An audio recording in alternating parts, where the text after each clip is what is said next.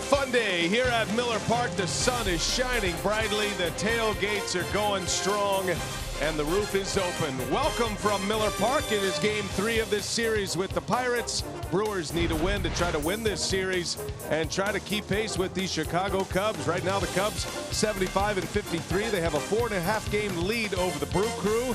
Cardinals between the Brewers and the Cubs. Brewers also fighting for that wild card spot as well.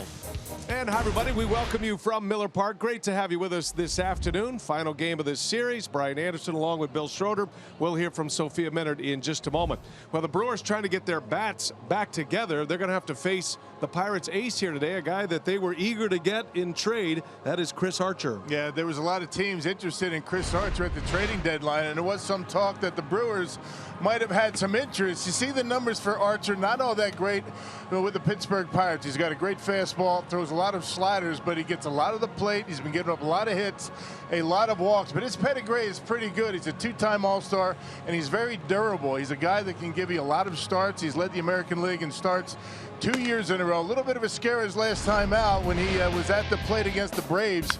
He had to come out of the game, but he's okay. Christian Yelich, outstanding work. You see what he's been able to do. 11-game hitting streak. He's got home runs in 3 straight games of 5 of his last 7. And speaking of offense, there's a couple of guys in this Brewers offense here today against Chris Archer. They have been pretty good. You got Jonathan Scope, Mike Moustakas have had some very good numbers against tonight's Pirates starter, and Lorenzo Cain has had some good success. So it should be interesting to watch the ace of the Pirates against a Brewers offense that needs to get going. These are all players that spent a lot of time in the American League, so there is some familiarity with a pitcher coming from the AL and the Rays to the National League and the Pirates. Last game of the series, the Brewers have their opening day starter on the mound, Chase Anderson. Sophia with more on Chase, nicknamed Texas, when we continue.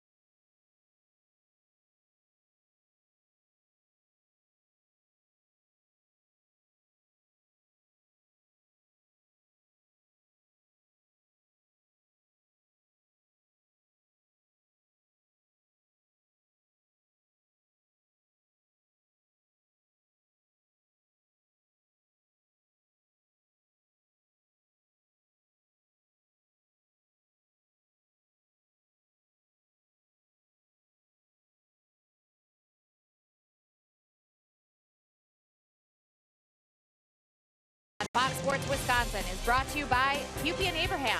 Voted best, rated best. Hupy and Abraham. Tell them you mean business. By Miller Lite, great taste and only 96 calories.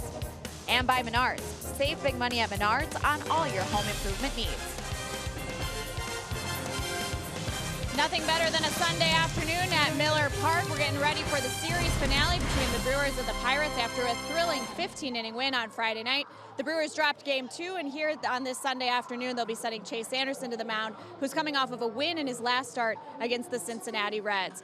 Good afternoon, everyone. Sophia Minert here at Miller Park. And for Chase Anderson, his last start against the Reds came on Monday, and it was his 11th quality start of the season for Chase Anderson, going 6 innings, giving up 2 earned runs and 6 strikeouts as well against the Reds. And it was notable because it came on a full week of rest. Craig Counsell changing the rotation, having Yolis Chassin pitch a day early and giving Chase Anderson a couple extra days in order to give him that rest and prepare him for the final stretch run in September. And the results paid off for Anderson, and spoke with me about that moving forward here this afternoon against the Pirates.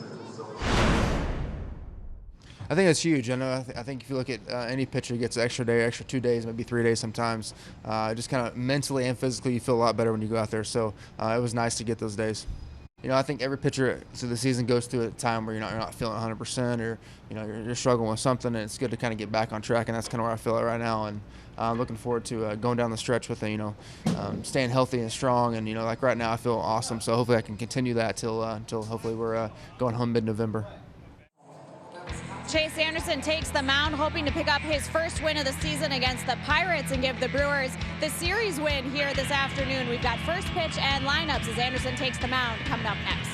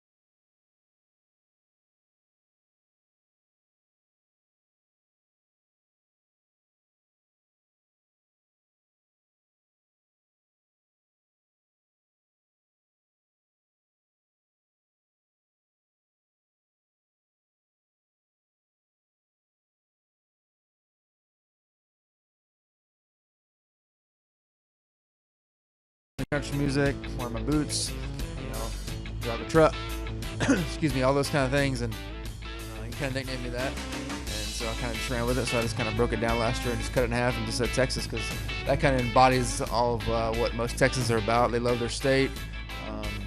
Yeah, we're just proud of that place.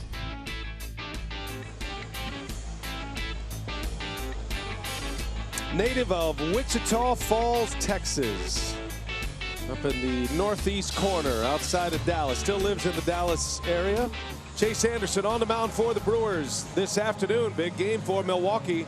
Need a win to win the series and make it a 4-2 homestand.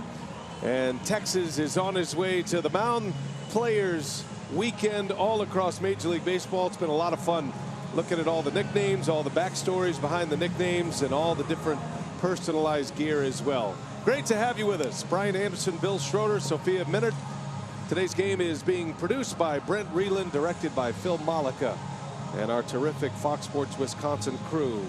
Final game of the series against Clint Hurdle's Pittsburgh Pirates. Brewers have had their struggles against the Pirates this year. They are 3-9 against Hurdle's team. Still 3 games remaining with Pittsburgh on the road to wrap up the season schedule. So 4 left with the Pirates. Potawatomi batting order for the Buccos today. Starling Marte back in the leadoff spot. Adam Frazier, then Gregory Polanco. In the middle, Francisco Cervelli, Corey Dickerson, and Elias Diaz. Colin Moran will play third base. Adeiny Echeverria is the shortstop. Chris Archer on the mound, his 5th start as a Pirate, first against the Brewers this season.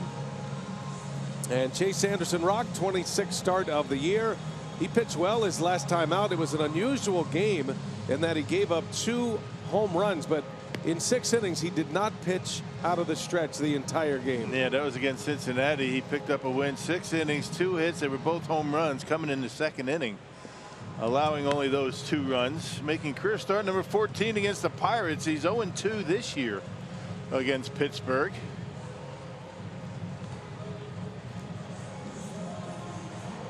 Let's check out the defense for the Brewers here this afternoon. You got Braun, Kane, and Yelich in the outfield. Moustakas, Scope on the left side. You got Shaw Aguilar on the right side, and Manny Pena behind home plate, hanging the signs for Texas today. Well, fly ball pitcher is Chase Anderson. The Brewers have their best outfield group out there with Braun, Kane, and Yelich, and all the pieces in place. The home plate umpire is Chris Segal. Jim Wolf, DJ Rayburn, and Sam Holbrook are the base umpires. And Chris Segal says play ball, and away we go here at Miller Park on a picture-perfect Sunday afternoon in Milwaukee. First pitch is in there for a strike, and away we go. Marte had a key hit in the opener Friday that sent us to extra innings, and a game the Brewers would win in miraculous fashion. A 15-inning walk-off victory for the Brewers. Yesterday was not so kind to Milwaukee. It was a 9-1 Pirates win. Pittsburgh scoring 8 of their 9 runs in the last 3 innings. Yeah, it was a good game until that 7th inning. Real good game. Good pitchers duel. So now Anderson with the task of leading the Brewers on this Sunday afternoon. The Brewers are going to be hitting the road after this game. They have a day off tomorrow and then a trip to Cincinnati and Washington, D.C. And that hit him. Marte will head to first on a hit by pitch.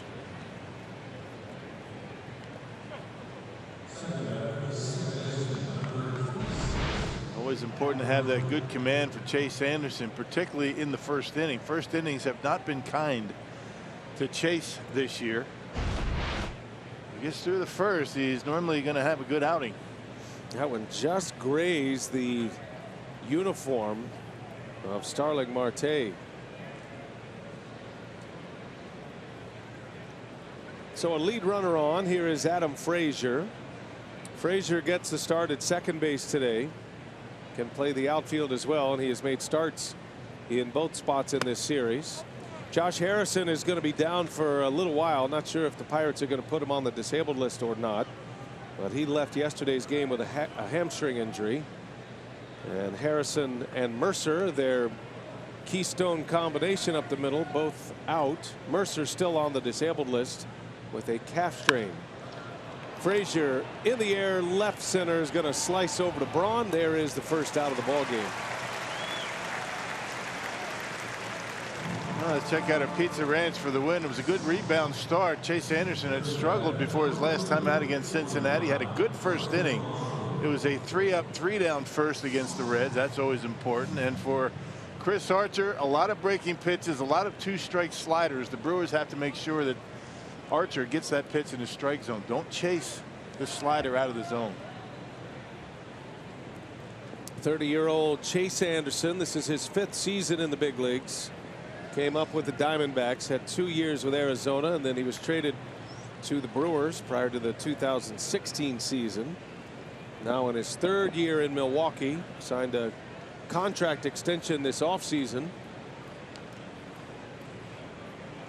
signed a deal through 2019, and there is a team option on Chase Anderson that could take his contract through the 2021 season. It's a very similar contract to the one that Chris Archer signed with the Rays that now the Pirates inherit. Runner goes. Marte. Piña's throw to second is in time. A tag on the back foot. Nice catch and tag by Scope to get Marte. Well, it all started with a pretty good throw by Manny Piña. Very quick feet. Well, the Brewers threw out Marte once already in this series, and it looks like Marte thinks he's out. That's a nice tag by Scope. Check it out. Just getting the back of the leg, and yeah, Marte and out at second base. Pirates will not challenge. Replay shows that the tag was in time, and the leadoff hit batter eliminated with a caught stealing. Piña's caught Marte each of the last 2 games. Excellent throwing catcher, Manny Piña. And a quick feed. I mean, it's amazing how quickly he gets himself in position and throws that baseball.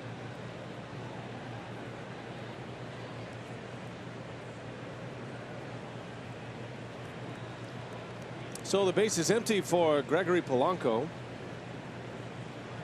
He has been among the hottest of the Pirates at the plate. This is a team that is struggling to score runs, or was struggling until this series. They've got a ton of hits in this series. They had 17 in the 15-inning game on Friday night, and then 14 hits last night, 31 hits in the series. They have scored 15 runs in the first 2 games of this series. Well, they got a good lineup, dude. The Pirates just haven't been able to get things going. You could say that pretty much the same for the Brewers offense. You got some big name offensive players for both teams, but really haven't been able to get that consistency. 3-1 the count, and that one's in there for a strike. 3-2 to Polanco. Polanco had a key hit in last night's game. He drove in 2 to break a tie. Had a base hit to left field. And a little tapper back to the mound, and this will do it in the top of the first for the Pirates. Anderson working around a leadoff hit batter. Now the Brewers coming up for the first time.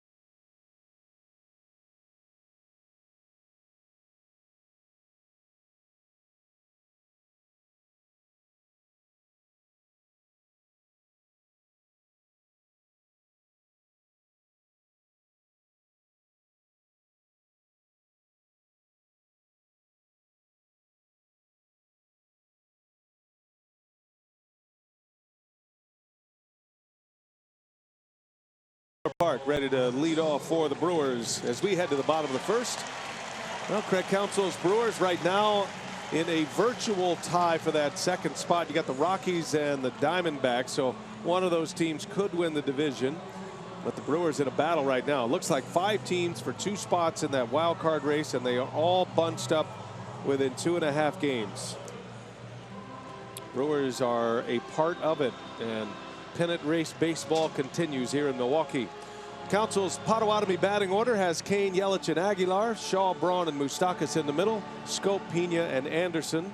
And there are a number of players in that lineup that have American League pedigree, which means they have some experience against a pitcher from the American League, and Chris Archer, as Lorenzo Cain takes a ball up and away.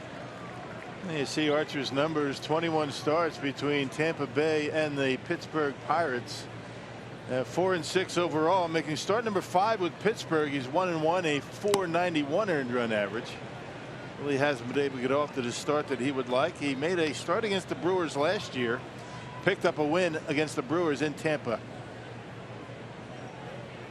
Pirates traded 2 of their best prospects, Tyler Glasnow and Austin Meadows, to get Archer. Kane bounces over to third base.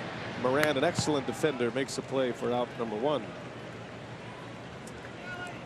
And defense for the Pirates has been a little shaky this year, but better as of late. Got Dickerson, Marte, Polanco in the outfield. Moran, Hechavarria, Frazier, and Cervelli from third to first. Cervelli, second start he's gotten at first base in this series, and Elias Diaz behind home plate.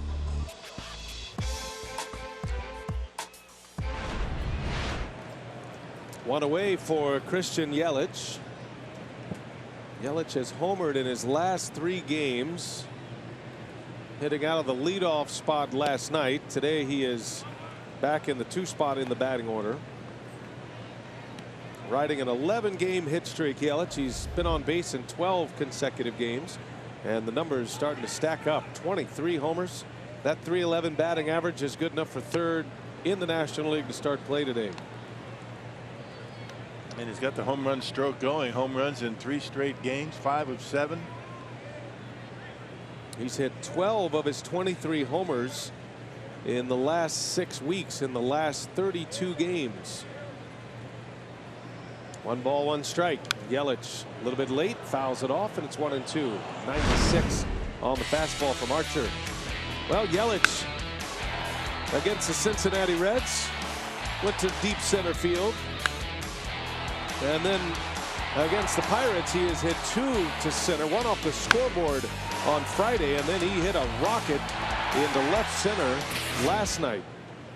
On the Powerball home run count, he has 23. You see a common theme, all 3 pitches on those home runs, all curveballs. Stays back nicely on the curveball, has plenty of power to knock it out to the opposite field. Of his 23 home runs, 11 have come from what you would call left center to right center. So call that the center field corridor to Rock's Point, staying right on it, and plenty of power to knock it out to all fields. Remember, the home run that he hit in the All-Star game was a curveball to left center. And that gives you an idea how well he is staying on the baseball, not getting out in front, trying to pull it, letting the ball travel and putting a good swing on it. 2 balls, 2 strikes with 1 away in the first. Count goes full, 3-2.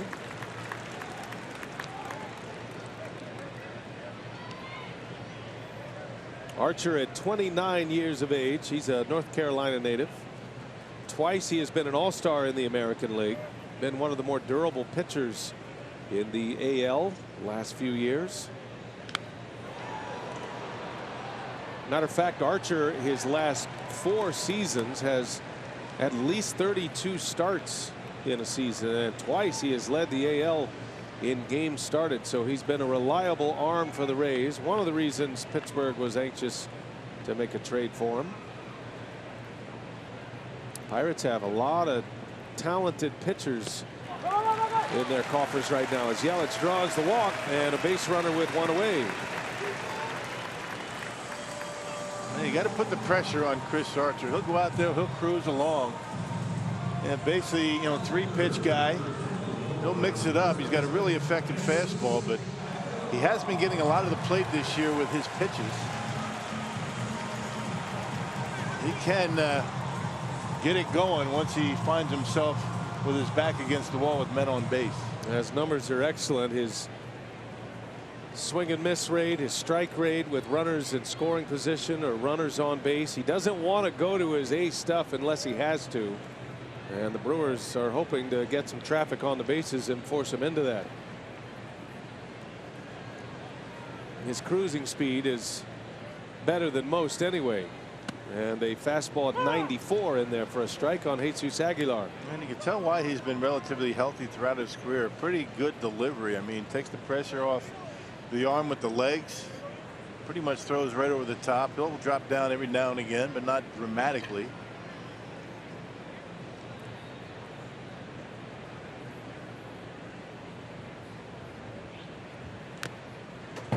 Aguilar down 0-2. Jesus starts the day with 29 home runs, 90 runs batted in. Still has the highest OPS on the team at 921. And he's in the top 5 in the National League in homers and RBIs and slugging percentage. Slugging .559. Has hit with authority all year long. Had a little swoon right after the All-Star festivities. A first-time All-Star was Aguilar. Which is to be expected, I guess. Right. I mean, didn't have a whole lot of time off. Home run hitting contest. Yeah, but he's back. He's staying on the baseball. He had a 2-strike base hit last night to right. Got the Venezuelan colors on his bat. Players get the green light to personalize their equipment. Shoes and bats and wristbands and whatever they choose.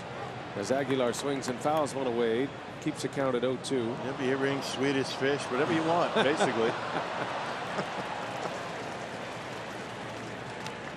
Jesus Aguilar yesterday had a couple of Swedish fish popping out of the top of his helmet for a couple of at-bats. It worked. He got a hit out of it.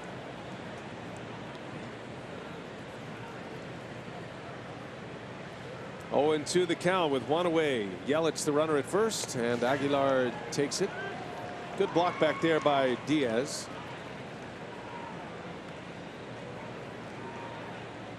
Diaz caught the entire game. First game of the series, 15 innings. So did Eric Kratz. No, we didn't see Diaz or Kratz last night. Good hitting catcher the Pirates have. He gets 2 starts in this series. 1-2 to Aguilar. And down he goes. Jesus strikes out. Archer with that nasty slider.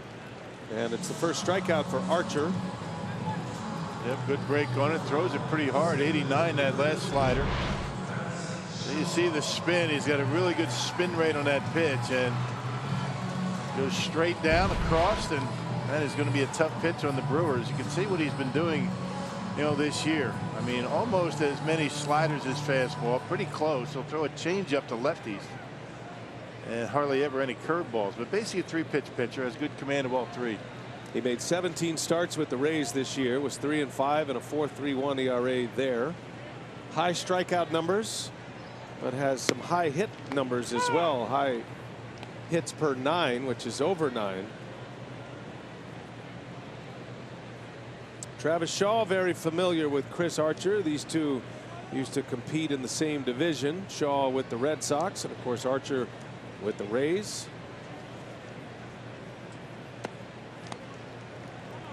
Shaw, Scope, and Kane have had good success. Moustakas has seen him a number of times. Travis Shaw is 4 for 13 career against Archer, including a home run. He's walked 3 times as well. Archer has struck him out 6 times. There goes Yelich, and a swing and a little tapper over to third base. Moran with time will make the play to end the inning. Archer and Anderson scoreless first innings. We're off and running at Miller Park.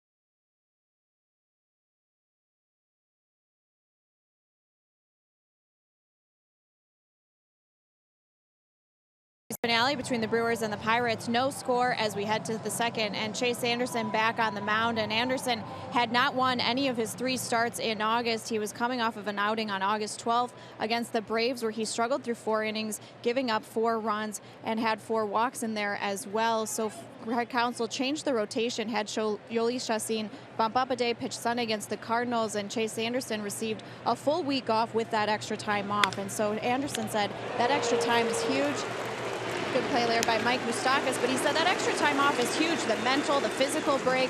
He said especially if you're not feeling 100%, there's a time of the season where every pitcher goes through it, where they're trying to struggle and get back on track. So for Anderson, he felt his last start against the Reds allowed him to do that. He gave up just 2 earned runs in 6 innings. He's hoping that that can be a good building place for him the rest of the way.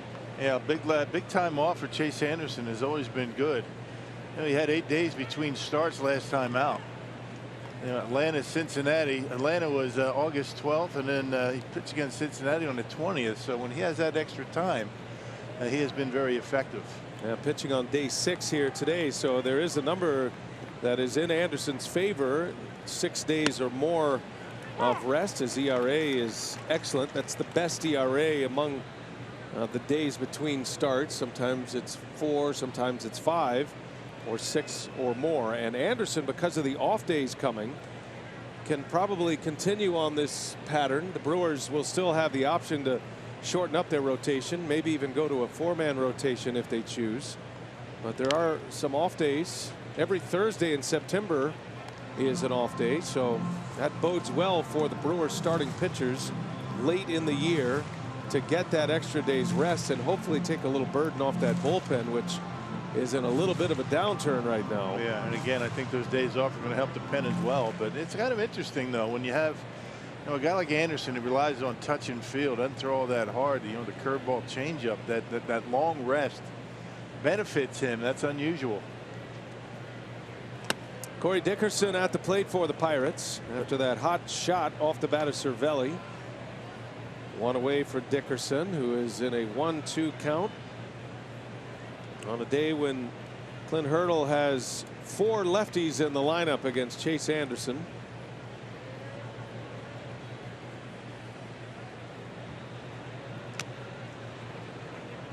Dickerson has hit for a high average this year at .301 coming in. He and Adam Frazier, 2 tough outs, similar type hitters. Frazier hit a 3-run homer last night. Dickerson hitting .301 with 11 homers and 46 runs batted in. But he is a free swinger. Not many walks in there.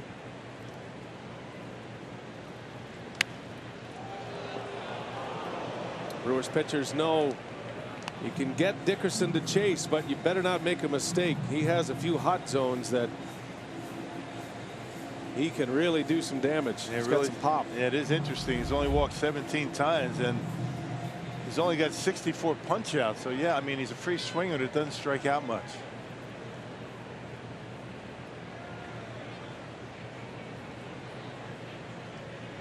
One-two pitch missed outside. 2-2.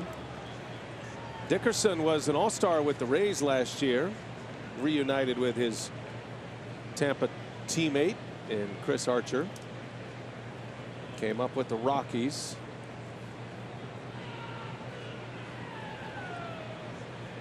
Not having the kind of power year that he had a season ago or the last few seasons, but still has plenty of pop.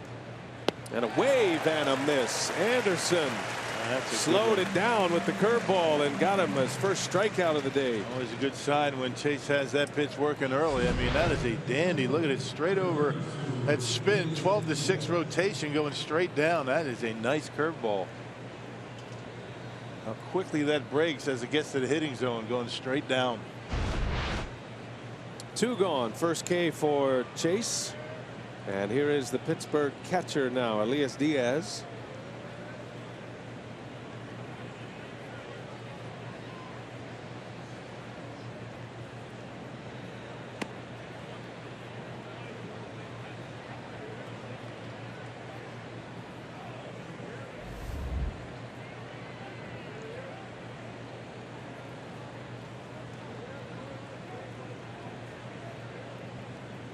Pirates have 2 catchers on their roster, and they play them both.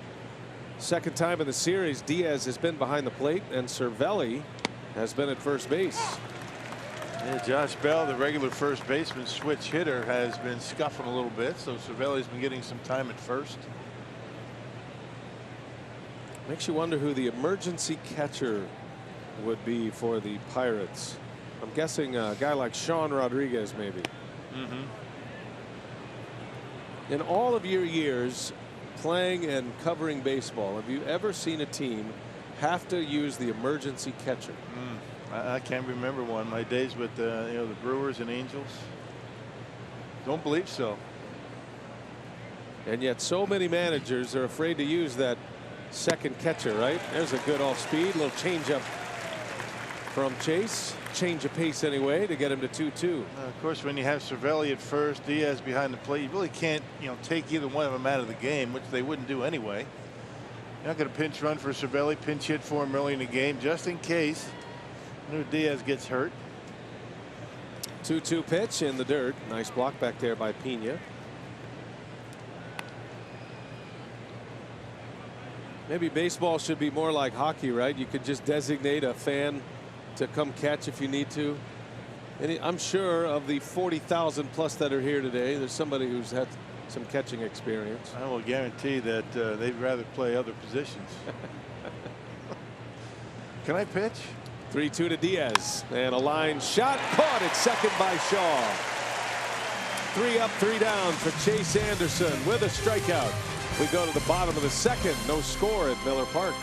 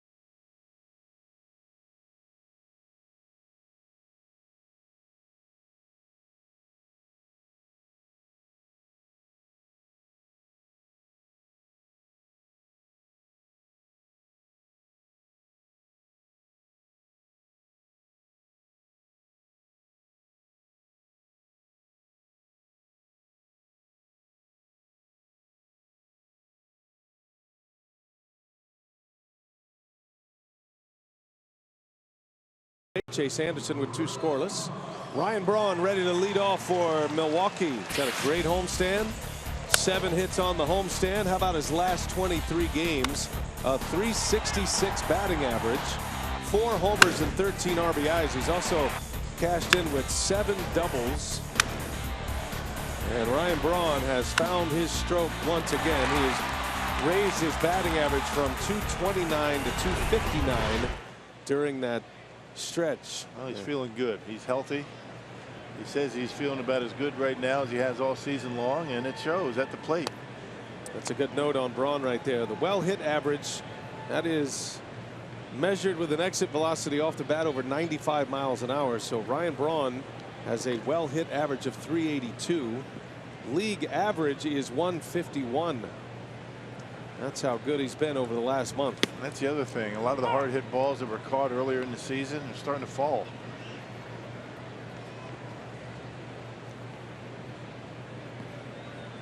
That's one way to measure the effectiveness of a hitter. As you get into some of the deeper analytics. And as we saw with our own eyes, Ryan Braun was hitting into a lot of bad luck earlier this year. He maintained a high average exit velocity, but wasn't getting the hits. So you figured it was coming at some point.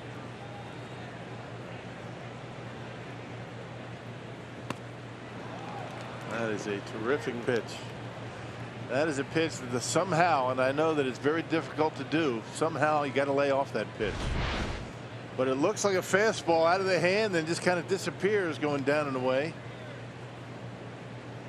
That's as good of a slider as there is from a starting pitcher in the majors. And that's the pitch that has Archer on the cusp of being one of the elite pitchers in the game. Got another one. Archer makes the play on it. And out number one. Archer's an interesting guy, though. He's been an all-star. He is a star player. You know, he's a very recognizable face and name in the game of baseball, but he has not yet taken that next step to the, you know, the upper echelon, Rock. I mean, getting into the Max Scherzer territory, some of those elite pitchers, Clayton Kershaw and Madison Bumgarner. Well, he's not been able to figure out ways to win. I'm not sure if that has to do with, you know, Tampa and not winning games because of run support, but his major league career, he's 55-69, a losing record. That might have something to do with it. We'll see how it works out with the Pirates. Also a bit of a slow start with his command, but it looks a little bit better here today. There's no question about the stuff. It is electric. An 89-mile-an-hour slider, a tight slider, can be a difference maker. Mike Moustakas has seen Archer plenty, but has very little success against him. 0 for 10 in his career against Archer, including 5 strikeouts. So these two reuniting in the National League here today. And there is hit number 1. Moustakas into the right center field gap. He's thinking about 2. He's on his way.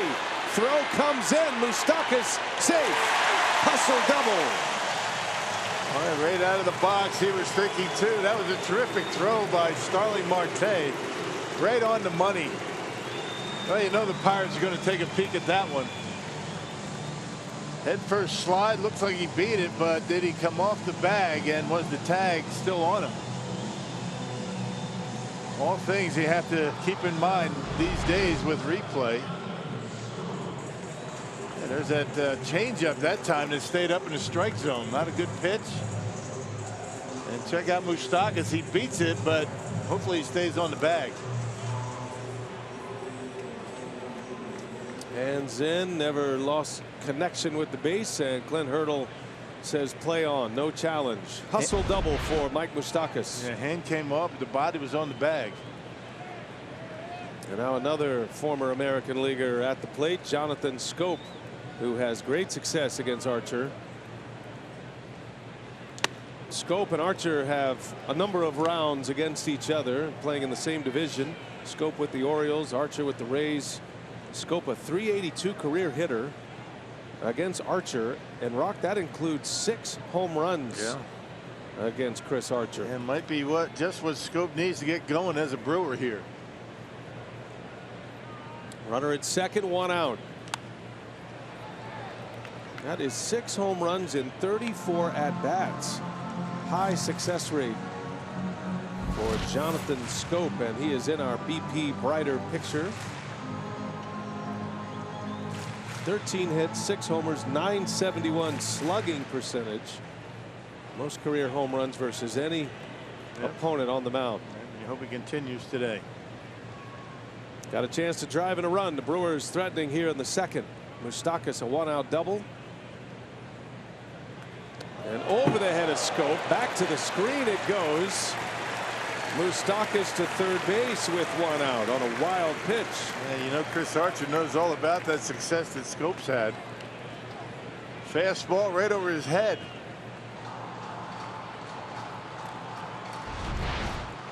Trying to come inside, but look out, Jonathan. Wow, that's scary. Way up. We see Schoop got the bat down too as he's ducking out of the way. Try to avoid the foul ball, the inadvertent foul ball. Well, got a chance here. The Pirates are going to have to bring their infield in. Moustakas at third, 1 out. And Scope breaks his bat. Little roller out to short. Echeverria will make the play. And there is out number 2. Moustakas has to stay put.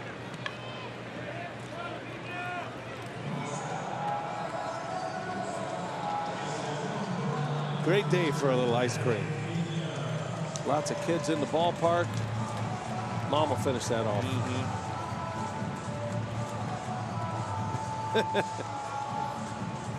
Yeah, all smiles. Big league baby right there. Lorenzo Cain bobblehead day today at Miller Park.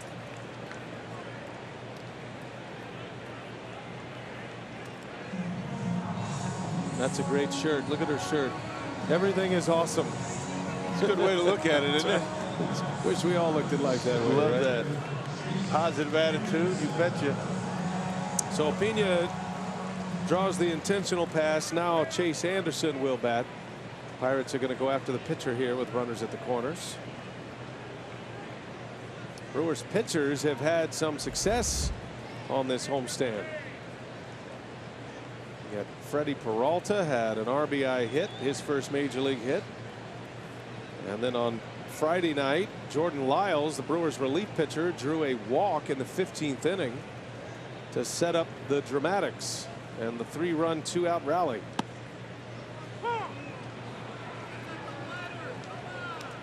Chase has 4 hits on the year. He is on the interstate with a batting average, hitting 105.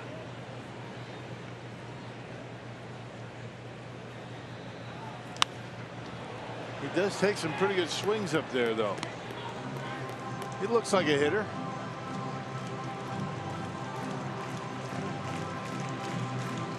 You know, they come in bunches for Chase, you know. His hits do. I didn't know that. I'm just trying to incorporate that young lady's T-shirt. Ah, everything's awesome. Everything is awesome. So he's going to get a hit. 0-2 the count. Pena takes off. They do not cover. And Manny Pena is turning into a stolen base machine on this homestand. That's his second. Well, he knew they weren't going to be throwing through, not with the pitcher up.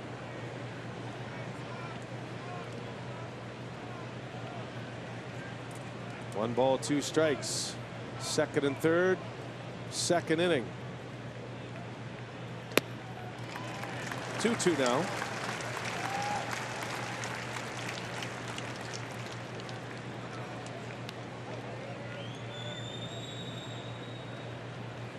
Top of the order due next. Lorenzo Cain hopeful to hit in this second.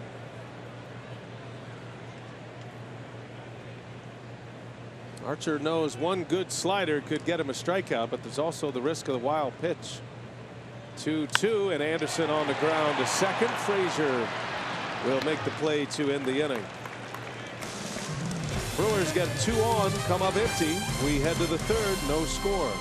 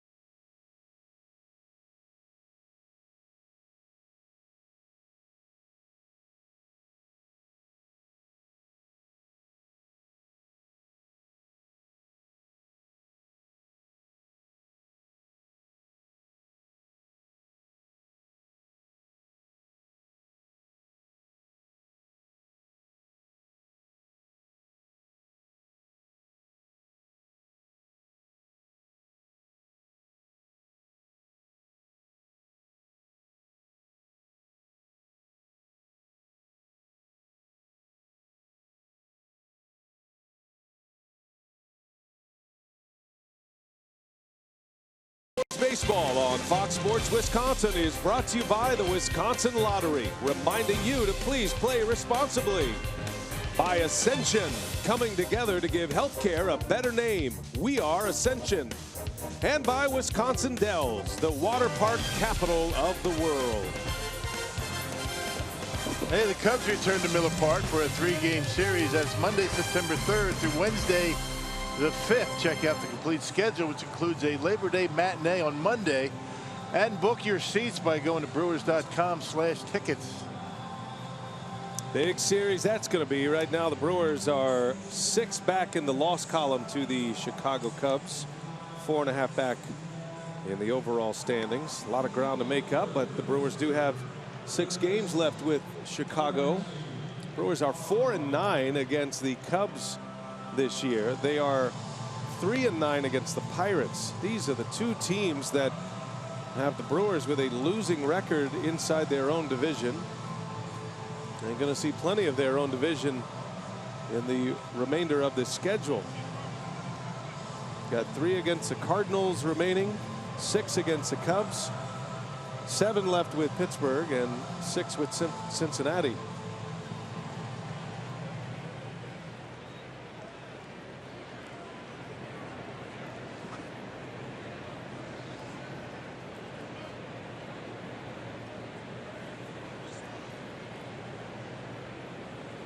Colin Moran will lead off for the Buccos here in the 3rd inning.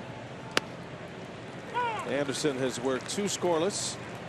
He hit a batter to start the game, Marte, but Marte was eliminated quickly with a caught stealing. Manny Pena threw him out.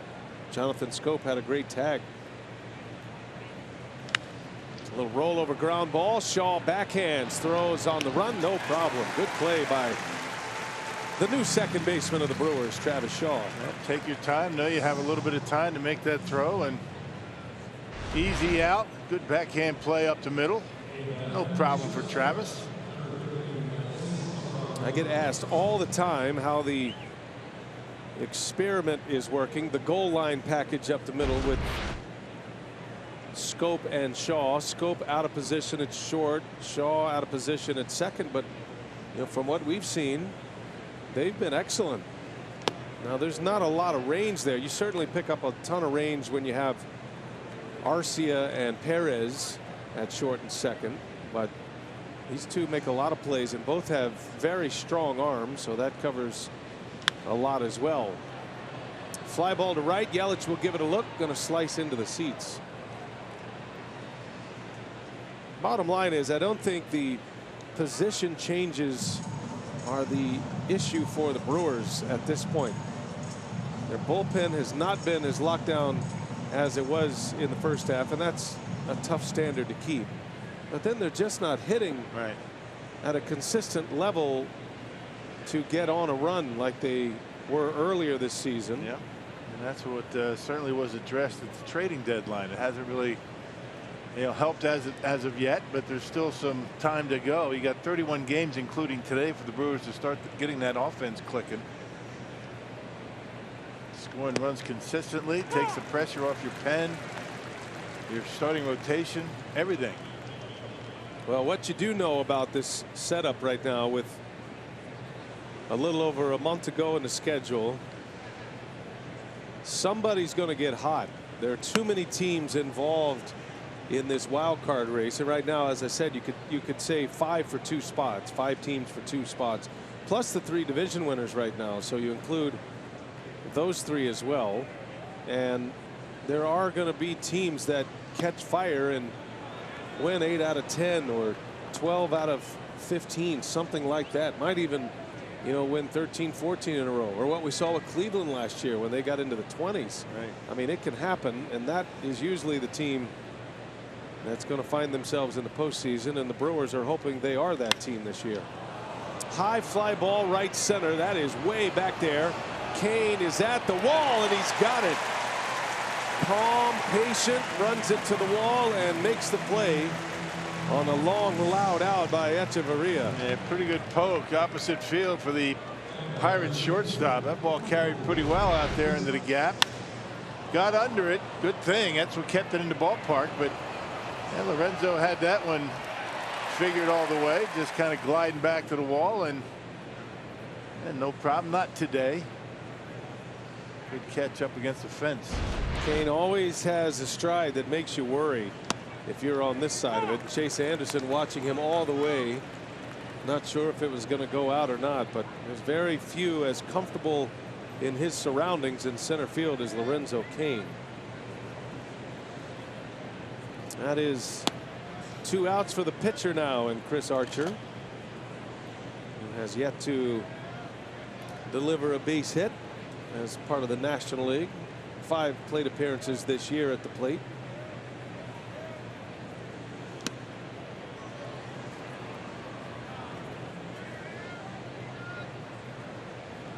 Interleague does allow American League pitchers to hit occasionally, but those opportunities are rare.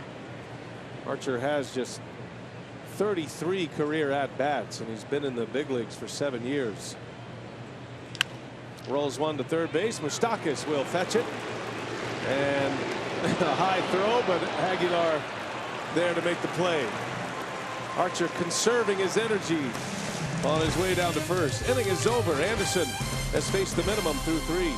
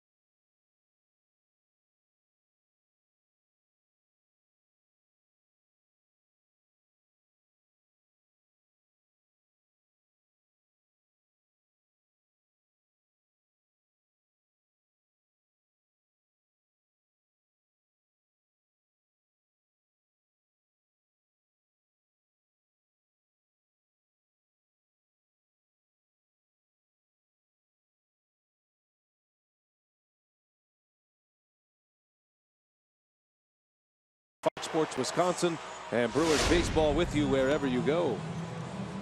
It's a beautiful day at Miller Park. The roof is open on this sunny Sunday, late summer. Lorenzo Cain ready to lead off for the Brewers. He's got a hit streak going as well. Cain has a heavy streak going, as a matter of fact.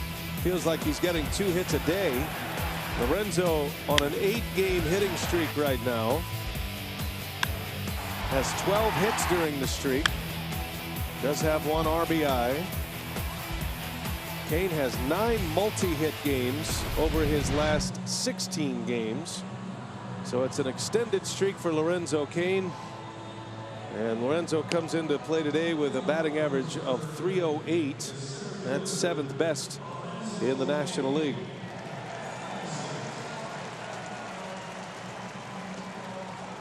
Our man Rizzo keeping a close eye on the proceedings. Boy, what a scene up there on a gorgeous Sunday at Miller Park. That's a good seat up there in the shade. Well done.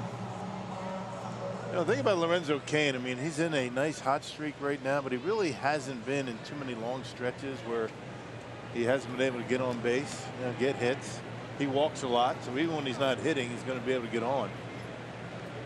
And getting hot just at the right time. A lot of infield hits in there for Cain. Top of the order against Archer, second time around against this Pirates pitcher coming from the Tampa Bay Rays. His August batting average is at .366. That is 5th best in the National League. David Peralta of the Diamondbacks got a couple of D-backs on that list. Arizona's right there again. Diamondbacks won the wild card game last year. They earned the top wild card spot a season ago, hosted the wild card game against the Rockies, and then beat the Rockies, only to get swept by the Dodgers in the division series.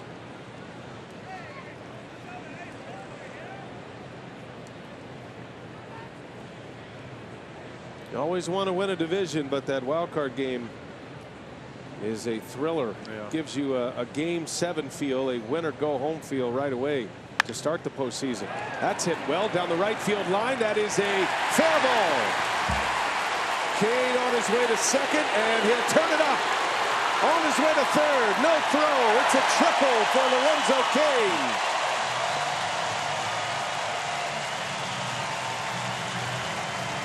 Second triple of the year for Lo Kane. And he put the afterburners on when he saw that ball rattle around in the corner. Polanco got a pretty good arm out there, but that's a long throw all the way in the corner and right down to third base. And Lorenzo Kane just inside that right field line, and he was thinking about 3 as soon as he hit it. Stayed fair and in there easily at third base with nobody out. Effortless speed out of Lorenzo Kane, and he continues his great success against Chris Archer. Now 8 hits in 15 career at-bats. A triple to start the inning. Christian Yelich now. And that was on a 1-2 pitch. Good 2-strike approach for Lorenzo going to the opposite field.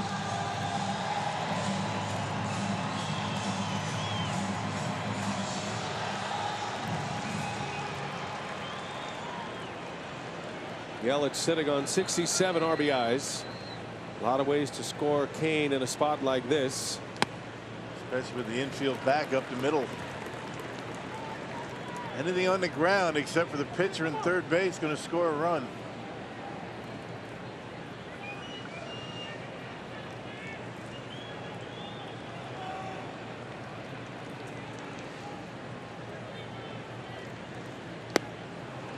One and two. Now, when we talk about Archer and him having another level to go to with runners on base, especially with runners in scoring position, this is when he has been at his best. He has got a big fastball that he can reach back for. That slider can get him a strikeout in a spot like this. Yelich just trying to put it in play. Infield's back. They'll concede the run, and Yelich just able to hang in there.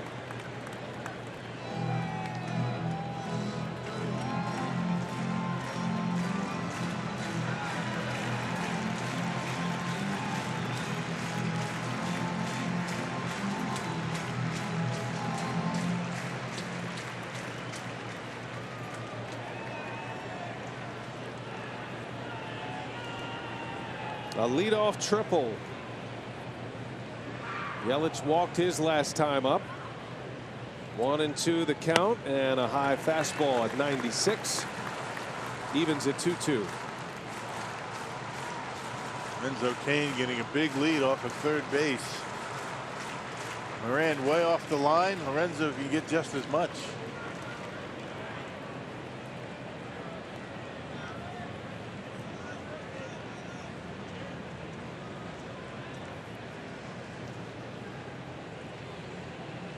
And a strikeout. Archer gets Yelich. Big strikeout here with a runner at third. One away now. Second strikeout for Archer. He goes with the slider, put a little extra on it at 90 miles an hour with the slider under the bat of Yelich. A big strikeout for Archer. There just aren't many pitchers who have that kind of ability to throw it that hard with that much break. Yeah. And put it right where he wanted it, down and in.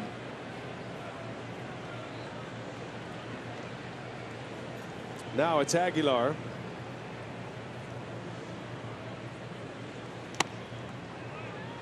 Pirates put an interesting defensive alignment together on Aguilar. They have the first baseman Cervelli over in the hole, but he's in a step off the grass. Look how much space between the first baseman and the bag. Right, not a whole lot of range there, and it's going to be interesting to see him get back to first base that far off the bag on a ground ball. There's that slider, and it's 1-1 now. Infield is going to have to hit a moving target. Aguilar does drive the ball that way often, typically with 2 strikes, but Pirates have done their homework. That is the one spot that Aguilar will try to hit the ball through, especially with this slider of Archer. 1-1. 1-2 now.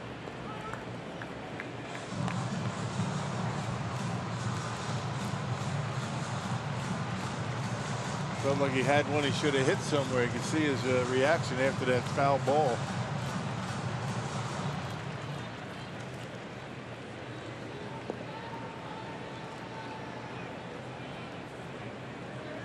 Archer's got Aguilar in the hole. 1 ball, 2 strikes. Kane with a big lead at third. And Jesus able to lay off. That didn't miss by much. That's a good take. 2-2 the count. That is not an easy pitch to lay off of. Looks like a strike until right at the last minute.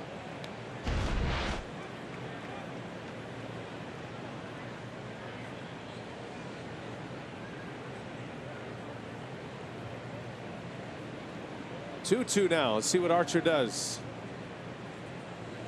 Oh, he just got a piece. Went back to it. It's one of those pitches, even when you know it's coming. It's kind of like that Mariano Rivera cutter. Even when you know it's coming, it's hard to hit. And the problem is, if you sit on it, he's got enough on the fastball to blow it by you. He's got to sit fastball, react to breaking pitch, and hope he hangs one. Got that fastball riding in the mid to upper 90s. He's reaching back for some extra early, though. The Brewers have threatened the last 2 innings. 2-2, and Aguilar into right field, falling fast. It is caught.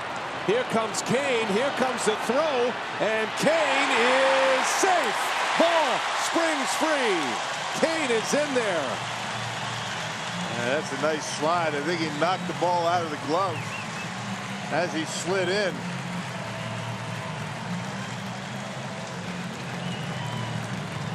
Sac fly and an RBI for Aguilar, and only the speed of Lorenzo Kane allowing the Brewers to put a run on the board. And they're going to try and they want to appeal over to third base.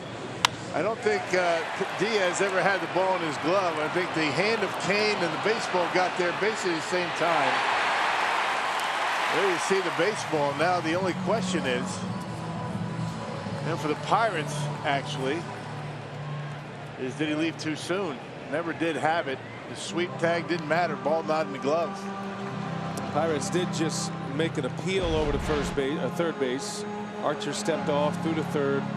Third base umpire Sam Holbrook says safe, meaning Kane left on time. Pretty good throw by Polanco from right field. Wasn't real deep, but it was right on the money. Kind of a tricky hop though for Diaz to handle. And now Shaw into left center, and oh, it's in and out of the glove of Marte.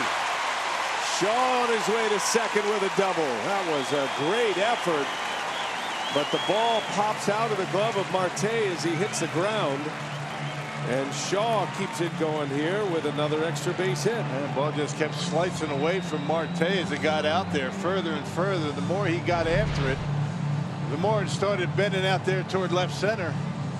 Has the ball, then drops it as he hit the ground. So Travis with a double.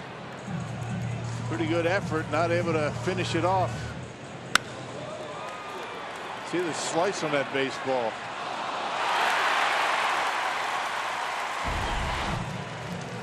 Third extra base hit of the game against Archer. The Brewers have a triple and a double in this inning. Jesus Aguilar, by the way, drives in his 91st run of the season, which is good enough for third best in the National League. Ocauza comes up big with 2 strikes. Now a chance to add to it. Brewers lead 1-0. Ryan Braun at the plate with 2 outs and Shaw at second.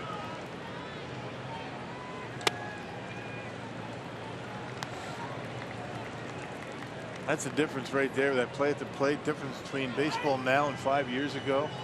5 years ago, Diaz would have been blocking off home plate, probably would have been able to get an out. Now you have to be in front of the plate. You grab it, you sweep tag it, and catcher's been really not good to do that.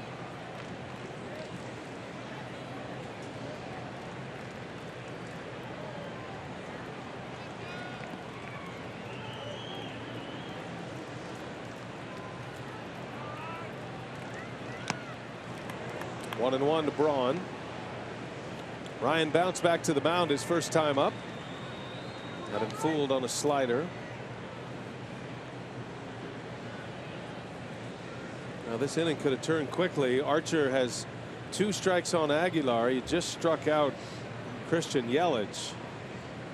He gets an out there, or a strikeout there, and the inning changes. Now the Brewers a chance to score a couple of runs. Braun that pulls one through, base hit. Shaw is going to try to score. Here comes the throw from Dickerson, and Shaw is in there. The throw gets away. Braun keeps on running. He'll end up at third base. And the Brewers have scored twice. And Diaz has had a couple of really tough bounces or tough hops to handle at home plate.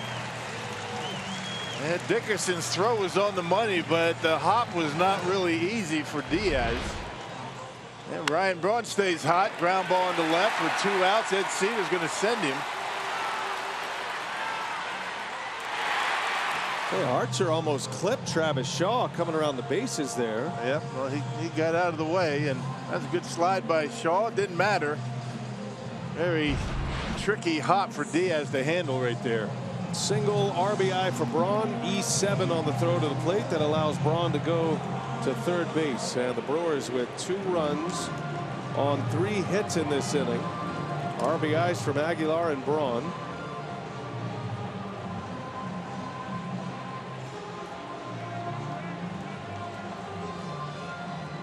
Not a whole lot on that throw from left field. It was on the money, but there kind of a lot of air under it. That ball was not that deep in the left. And you don't blame Ed Cedar. The way the Brewers have struggled to score runs, you got to take your shots. I mean, a base hit with a man at second, 2 outs, you send them every time. Well, Ed is an excellent third base coach. He's done his homework. He knows where the throwers are, the accuracy of all the outfielders. Took a shot with 2 outs, and it was the right choice. 2-0 Brewers. Now Moustakas with Braun at third base.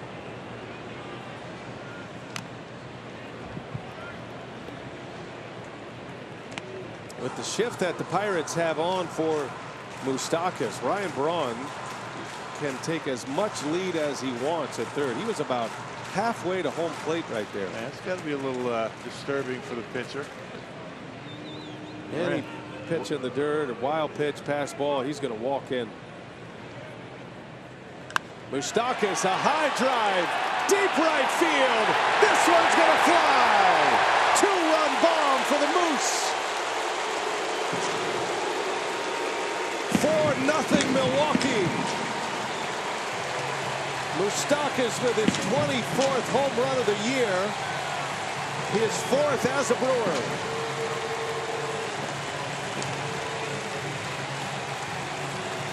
How about the Brewers 2-out hitting here? 3 consecutive hits with 2 outs after Aguilar hit the sac fly.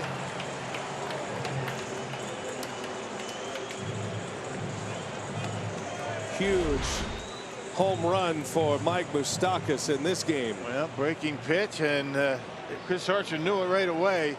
High towering shot, second deck out there in right.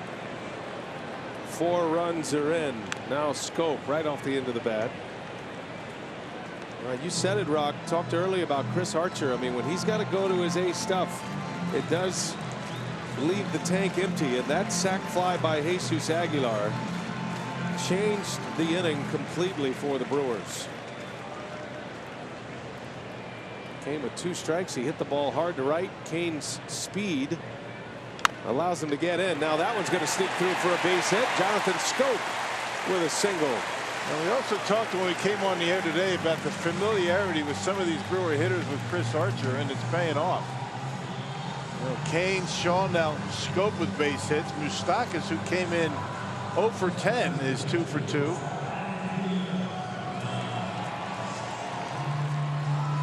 Maybe just what it took to get this Brewers offense going. Now they got to keep it going.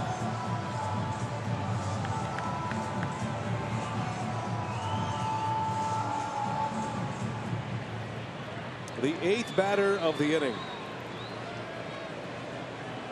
Manny Pena.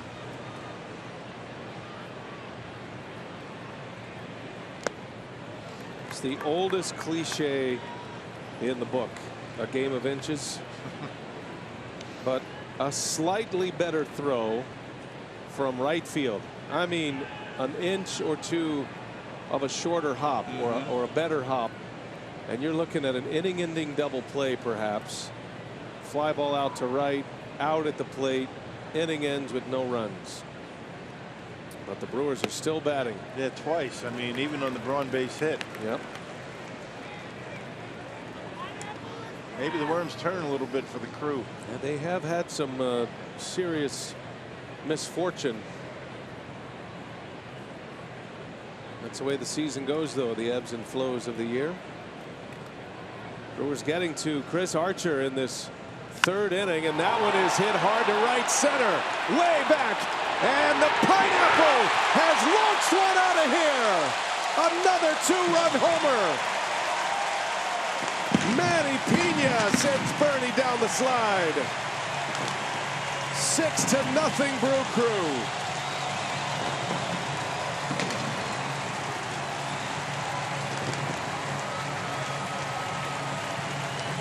Good to see Manny going opposite field. He's been hot lately, swinging the bat well. And got one up and into that Pirates bullpen. A 6th spot in the 3rd. And for the Brewers against Archer. A slider pretty much down the middle. Went right with it. All smiles down the gauntlet for Manny Pena. 6th hit of the homestand for Pena, and a 2-run home run, his first home run since July 2nd when he homered against the Twins. Pena with home run number 7. The Brewers catcher has given the Brewers a 6-0 3rd inning lead. 5 straight hits with 2 outs. And Chase Anderson, the 9th batter of the inning, takes a strike. 0-2 the count.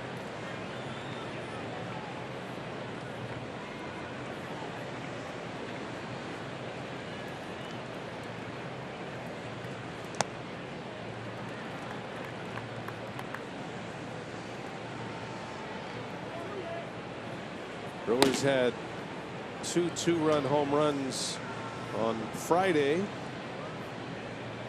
Activity in that Pittsburgh bullpen, but Archer gets out of it with a strikeout to his mound opponent. What an inning. 6 runs in and 2 2-run homers. Mike Moustakas launches number 24 of the year. And then Manny Pena, his first since early July, a 6th spot in the 3rd inning.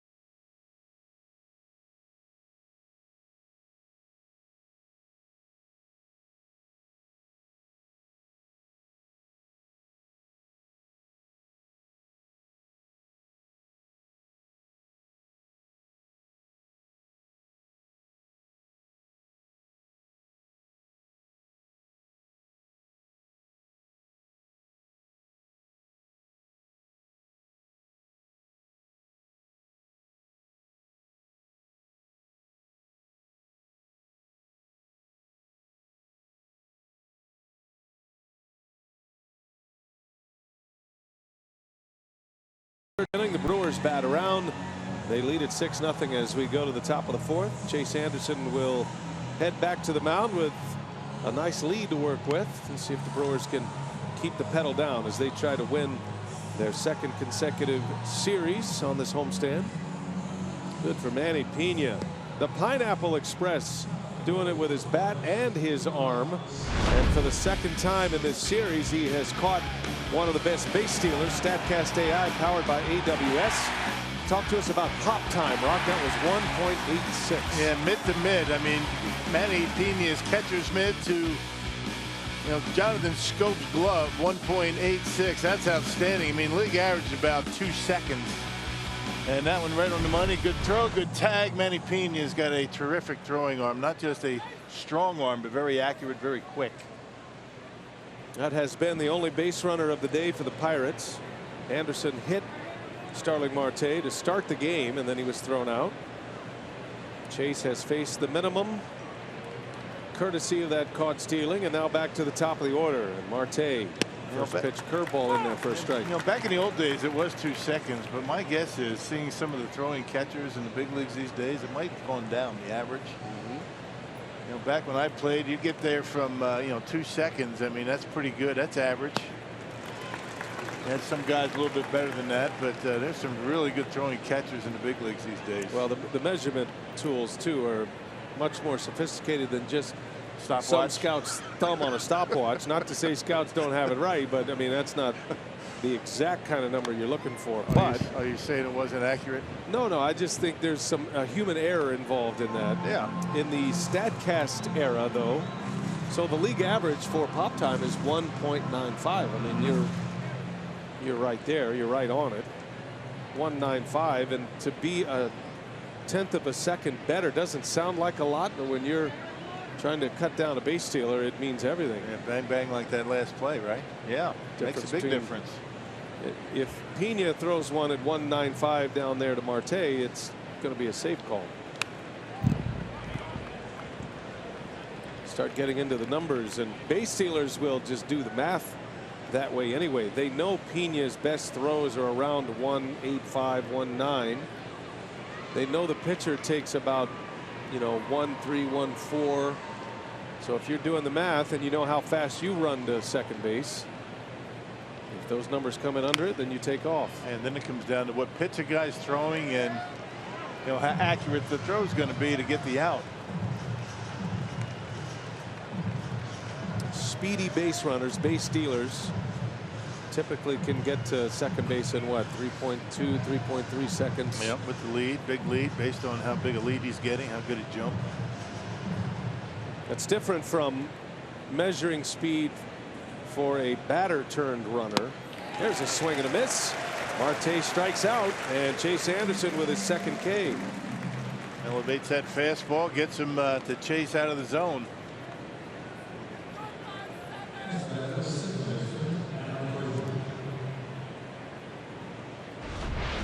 Big inning for Chase to be able to get out of this without actually wasn't out of the zone, pretty much down the middle. He swung at it like it was up.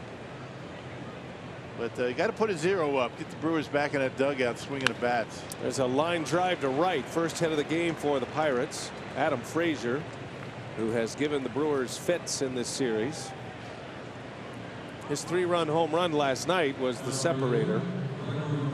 Made a 3-1 game, a 6-1 game, and put the Brewers out of it. Pesky hitter, what he is. Doesn't strike out much. He puts it in play and doesn't swing out of the zone all that often.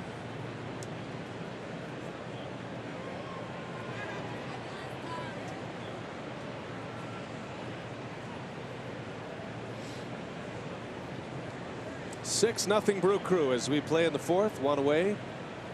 Gregory Polanco at the plate. It's only the second time today Anderson has pitched from the stretch. That is happening a lot. Normally starting pitchers are in the stretch more often than that. Chase gave up the 2 solo home runs in his last start against the Reds. So he was in the windup for every batter faced against Cincinnati, and why that is important when you start to talk about taxing a pitcher and innings and stress pitches. Much easier on the arm when you're in the windup. And typically guys will work a little bit quicker when they're in the windup without somebody on base. That tempo that they like to use. Don't have to worry about throwing over. 1 ball, 1 strike. Shift is on for Polanco. And he hoists one in the air out to right center. Kane's going to call this one. And there is out number 2. Another good breaking pitch from Chase down in the zone. Got a good one today. Well, the Cubs are off to a fast start again today. The Cubs are threatening to sweep the Reds in a 4-game series. Cubs are battering Homer Bailey today. Daniel Murphy with 2 more hits. He's getting 2 hits a day for the Cubs. What a pickup he's been. Yeah, no kidding. Well, Homer Bailey's been taking his lumps this year. Just 1 win. David Bodie has hit another home run for the Cubs. Hit one onto Waveland just a moment ago. So if the Cubs win today, they'll go to 10-0 in games started by Cole Hamels and Daniel Murphy, the 2 acquisitions. So 5-0 apiece. Hamels been terrific for Chicago. Brewers are trying to keep pace with those Chicago Cubs, but they keep on winning and are out 5-0 is the score today as they play in the 4th inning at Wrigley. Yeah, Daniel Murphy can hit. We're going to see him after this road trip coming up. Cubs come in, can hit. Brewers still have 2 series remaining with the Cubs. 1 at Wrigley, 1 here at Miller Park. That Labor Day series. Brewers are 4-9 against the Cubs this season. Cubs red hot. Chris Bryant on the DL. Not even playing. And they're winning. Yeah, they've gotten a lot out of David Bodie. Everything Bryant could offer, Bodie has provided. Playing 3rd base, hit a walk-off home run on Thursday. Or I believe that was Friday, I beg your pardon. He's got a 2-run homer today, and he's driven in 3 today, has Bodie. 2-1 to Cervelli. Outside for a ball. Close pitch. The other team in the division to pay attention to, the Cardinals. They have scored 5 in the 1st inning and still batting in Colorado. They lead 5-0. Rockies won last night. Had a late rally to win that one. So the Cubs, Cardinals, and Brewers have all jumped out to big leads in their games today. It's kind of a depressing summer you just gave us. A lot of baseball. How do you feel about that? On all fronts. Everything's awesome, you know. Everything is awesome. Truth hurts, doesn't it? Just reporting. Just reporting the facts. Yeah.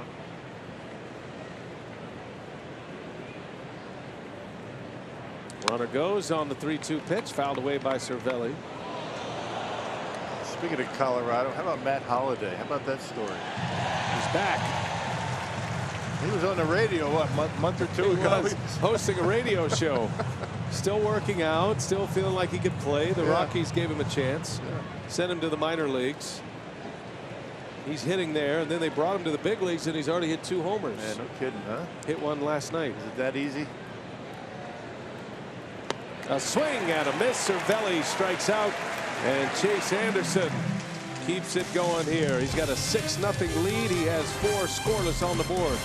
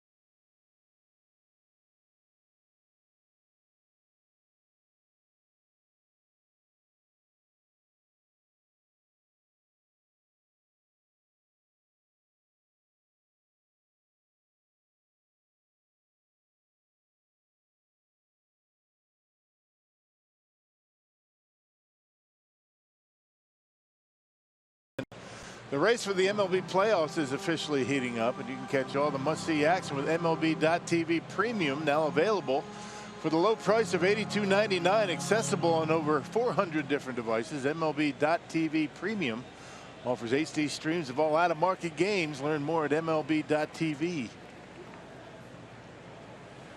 Chris Archer back to work. Lorenzo Cain leads off. Cain led off with a triple last inning. Brewers batted around in the third. Brewers got 2 homers, a triple, a double, and 2 singles in that inning. As Cain into right field, Polanco is there for the out. Cain hit it hard, but nothing to show for it. 1 away in the fourth.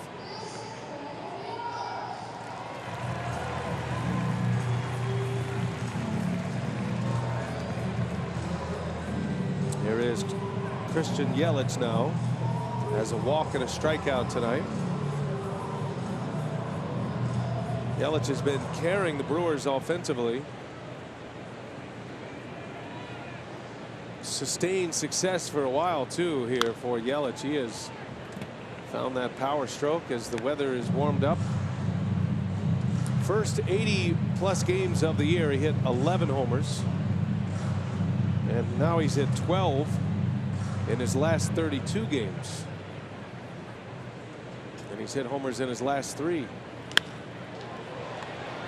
And you like the way he's been able to hit them to the opposite field for the most part. Center field around the left field line, and never has been pull conscious. Not a guy that tries to pull the ball all that much.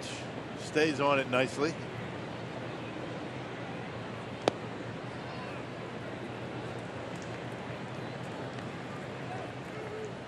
Archer thinking that's either a strike, or how did Yelich not swing at that?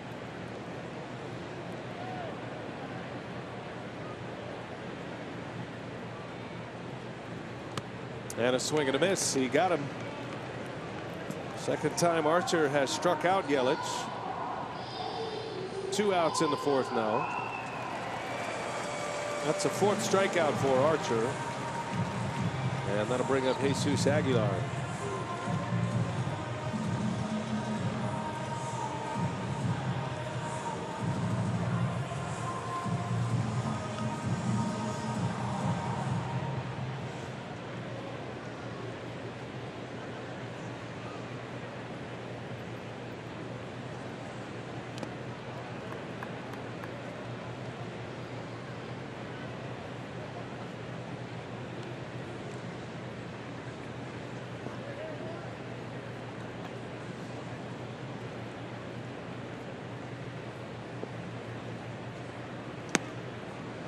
Aguilar's at-bat last inning was the key to the whole production. With 2 strikes, able to get one in the air to the outfield. He hit it well too. Hit a line drive to right. It was caught, but Cain was able to score on the sac fly.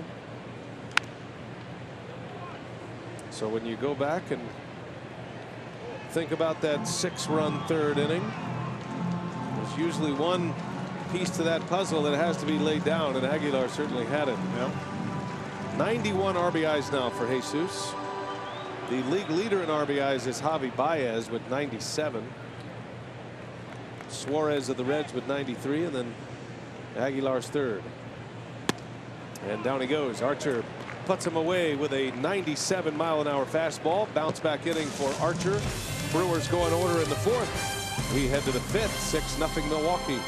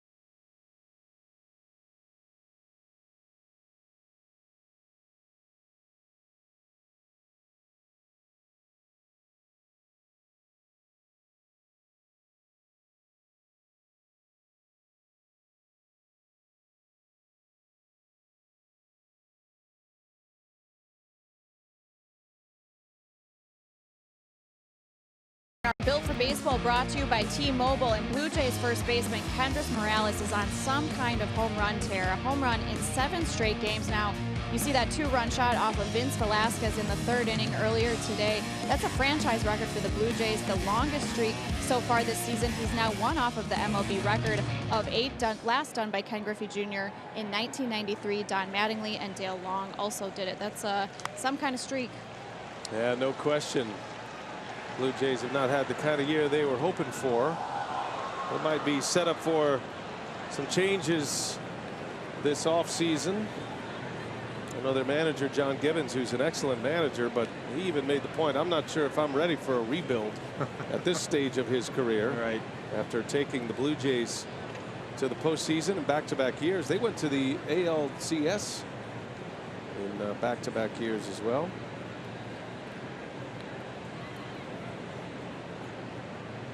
Tough division, yeah. American League East, to try and be competitive. You can get left behind quickly in that division. No kidding. Red Sox, Yankees are back to form. Red Sox have the best record in the majors. Corey Dickerson sends one foul and out of play. 1-2 the count. Boston is the first team to 90 wins. There is not another team other than the Yankees to have won 80 games yet. Yankees are 82-47. Yankees have the 2nd best record in baseball, and they are 7 games back in their own division. That's a tough wild card pill to swallow. Bouncer to Scope. Nice easy hop. Strong arm to first in time for out number 1. Jay's doing a good job retiring that leadoff hitter, except for the 1st inning. He hit Marte. Other than that, he's been able to retire the leadoff hitter, and the rest of the time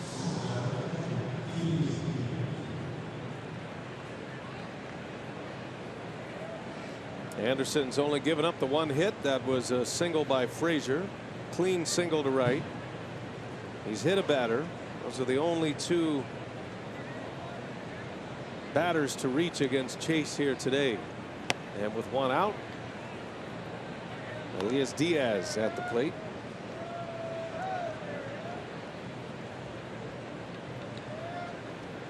The American League playoff picture looks pretty well set. I mean, there could be a few flip-flops in there. As Aguilar in foul territory, he's got this one for out number 2.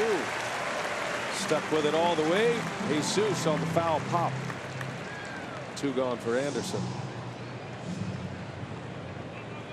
Boston and New York, you know, will be there. New York will most likely be the top team in the wild card. They'll host the wild card game, and then Cleveland's a runaway train in the Central. They're up 12 on the Twins, and the only team over 500 in that division. And then things do get a little interesting in the West with Houston and Oakland. That'll be a battle for the division. But the reigning world champions, the Astros, are only up a game and a half on the A's right now. 2 games up in the loss column. Yeah, they were tied for the division lead not that long ago. Seattle's kind of fallen off. 5.5 games back. No balls and a strike. Moran takes a ball low. Yeah, but if you're the Yankees, you got to be kind of a little nervous at this point. You get into that wild card, and I mean, you can lose that wild card game and all that winning you did all season long for nothing. Can you imagine a Yankees Astros wild card game? Wow. That would be a rematch of the LCS last year. Yankees beat the Twins in the division series, or in the wild card game a season ago. And then they advanced, had a chance at a World Series, but the Astros clipped them. Houston goes on, beats the Dodgers. I didn't think the Dodgers were beatable after they blew through the first 2 rounds last year. They couldn't make a mistake in the division series against the Diamondbacks and the league championship series against the Cubs. And then a Marwin Gonzalez game 2 home run off Kenley Jansen changed everything. And it flipped it, didn't it? 1-2 to Moran, a former Astro. The National League postseason will be seen on Fox this year. Fox and MLB Network. World Series will be on Fox once again. TBS has the American League postseason. Wild Card Division Series and Championship Series. Moran with a base hit to center. Second hit for the Pirates. It comes with 2 outs here in the 5th. And Moran waiting back and spanking that one into center field. Like an off-speed pitch and then try and pull it.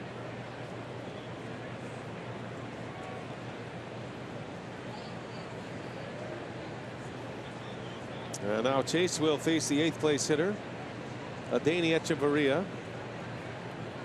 Gets his second start of the series with Josh Harrison nursing a hamstring injury.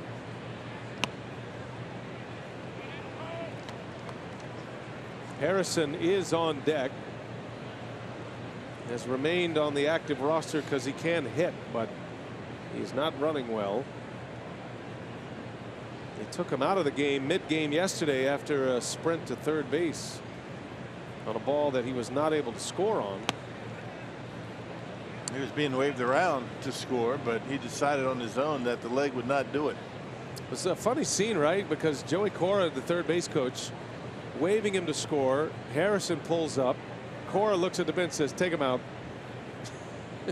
Somebody check on this guy. Clint Hurdle comes out and he just comes his way into the game for one pitch. Yeah, and then they took him out.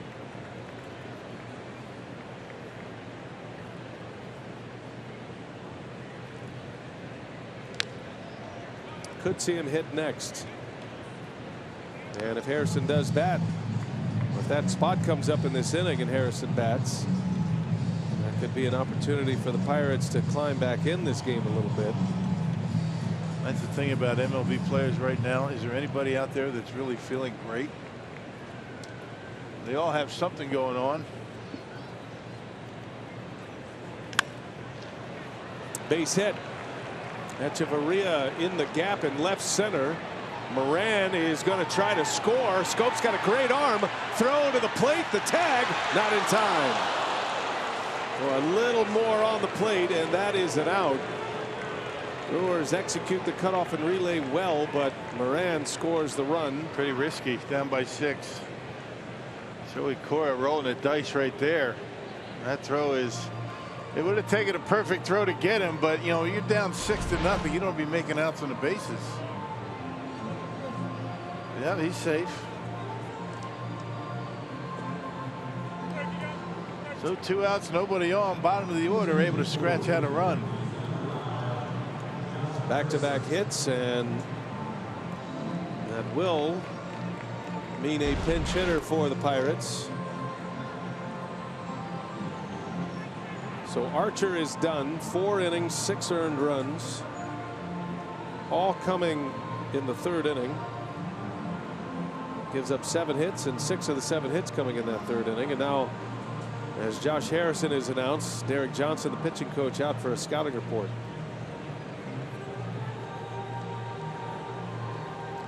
Harrison's been, at least yesterday, hitting everything to right field. Everything that he was swinging at ended up in right field yesterday, so you may think that the Brewers might try and pound him inside. And he hit some pretty good pitches in that direction yesterday. A couple of breaking pitches down and away.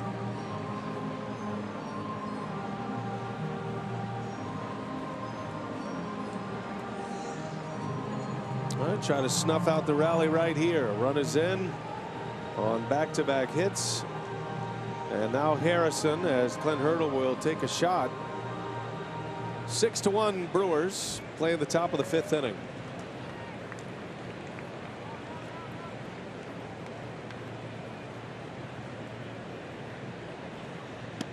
Starts him with a curveball for a strike.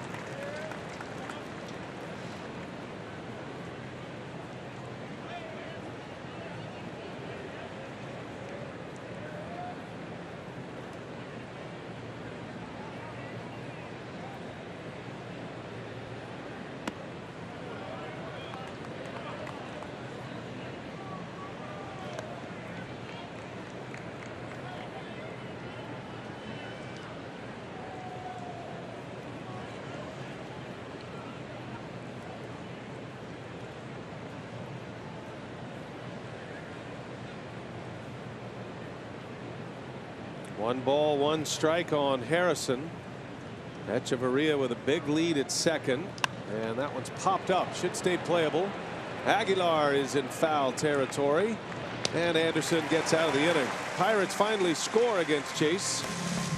They get a run on a 2-out double by Echeverria. 6-1 Milwaukee. Bottom of the 5th coming.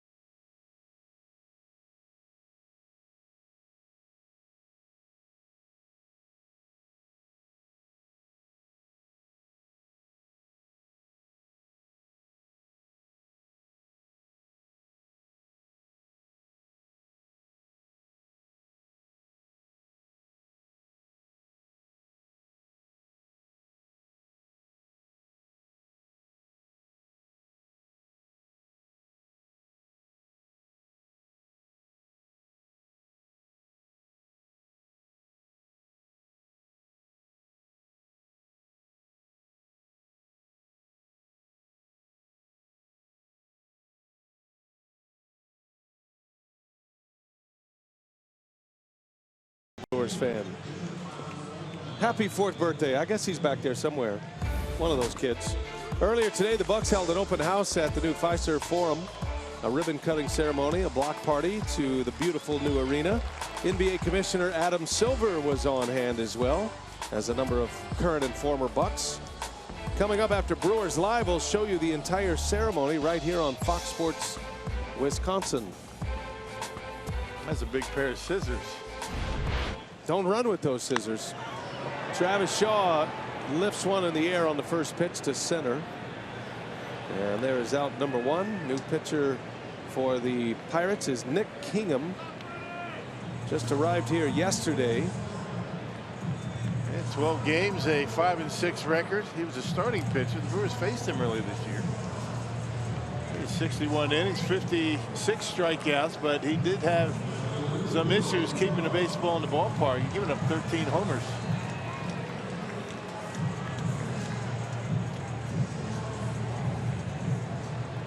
So Kingham takes over for Chris Archer.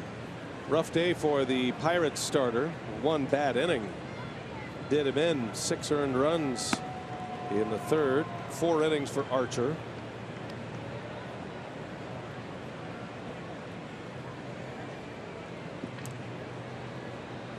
Ryan Braun had a big hit in that 6-run inning, had an RBI single.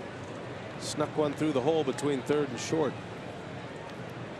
Now, even though the Brewers did chase some of those sliders out of the zone, there were some at-bats, particularly in that 3rd inning, where they were pretty selective. They were laying off that pitch that was a little off the plate. Braun into left field, going to be caught by Dickerson. Hit it hard. Out number 2. Another line drive by Bronny. The season of line drive outs. Here's Mike Moustakas. That's back-to-back starts for Archer, going only 4 innings.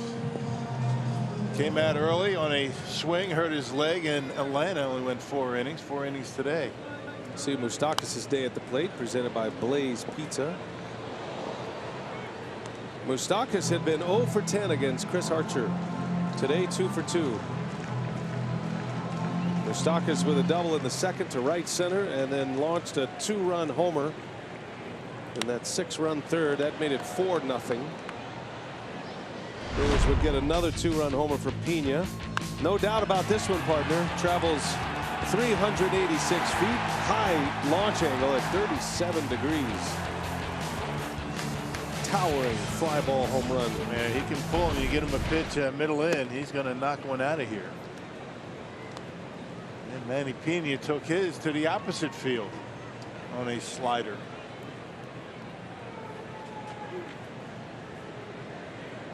One ball, two strikes.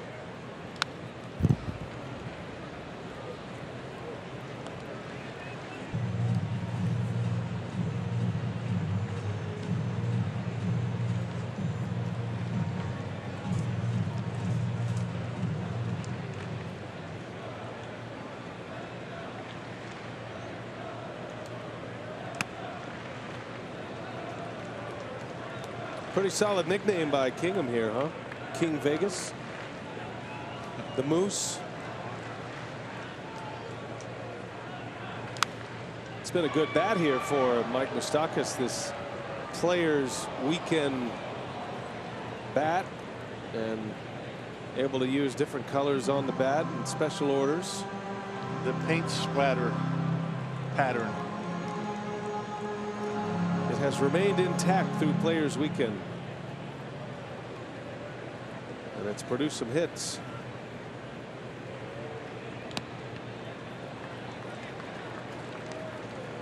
Three balls, two strikes on Moustakas. Hit his 24th homer of the year in that third inning. That's his fourth as a Brewer.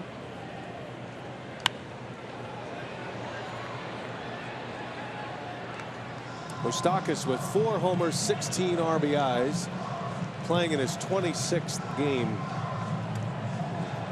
in Brewers blue, coming from Royals blue. Long battle here. Pitch number 9 coming, and Moustakas lines it foul.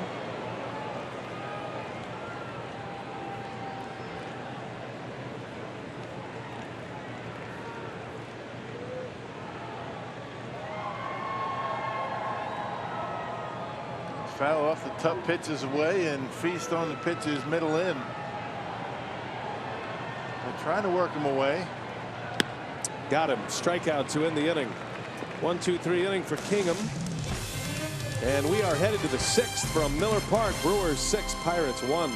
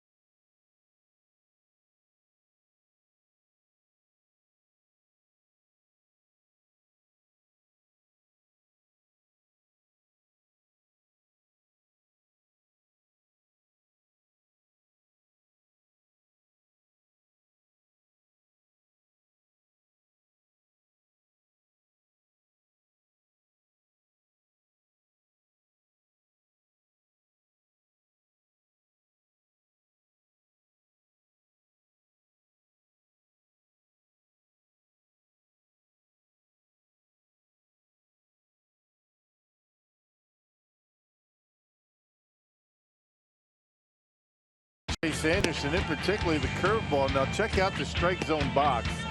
There aren't too many pitches that you're going to see in this sequence that are actually in that box. Everything on the edges, even the changeup, has been well located for Anderson on the edges, down in the strike zone, exactly where you want him, and he's getting some chases.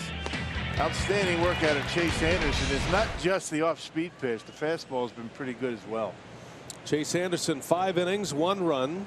Has not walked a batter. He has hit a batter. 3 Ks. Pitching well today. The Brewers give him some run support with a 6-run third. Top of the Pittsburgh batting order. Marte, Frazier, and Polanco coming up. Third time around against Chase Anderson. And a swing and a foul back out of play.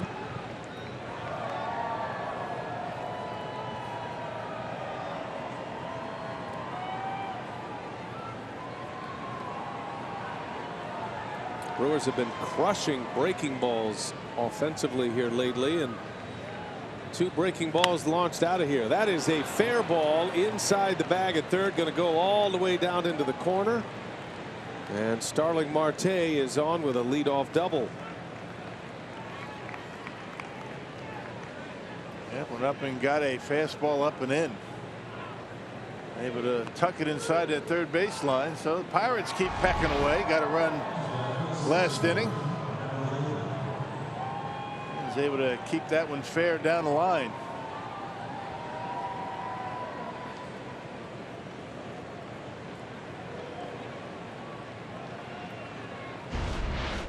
Leadoff double. Second double of the game for the Pirates. Second extra base hit. Echeverria and Marte now. Here's Frazier.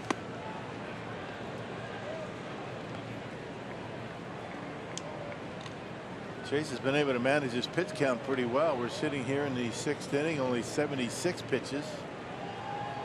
Nothing doing in that Brewers bullpen yet. Lead is still comfortable, and Chase trying to keep it that way. Little change up in there for a strike. On the edges with all of his off-speed stuff. That's been the story today.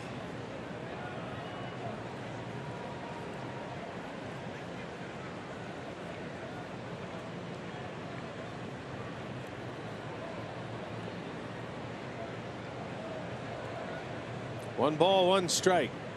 Long look at Marte. And nothing but off speed here to Frazier. Curveball, changeup, curveball. He's behind 2-1.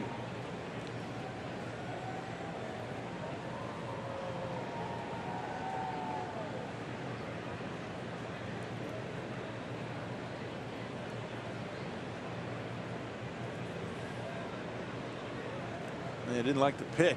He's not worrying about the runner, just didn't like the pitch. Had second thoughts.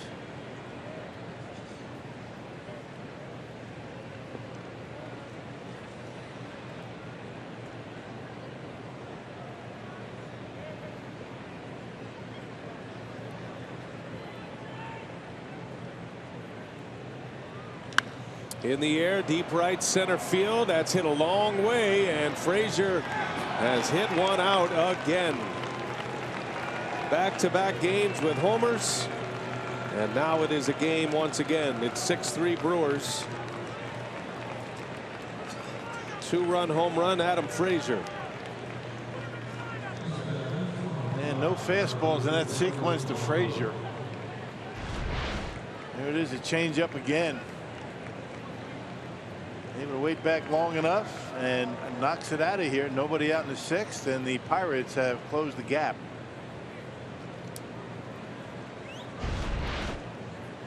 Here is Gregory Polanco. Curveball. Frazier swinging the bat well. 3 hits in the opener. Hit a key 3-run homer last night. And now a 2-run home run to get the Pirates right back in this game. It is 6-3 Brewers. Nobody out, bottom of the 6th.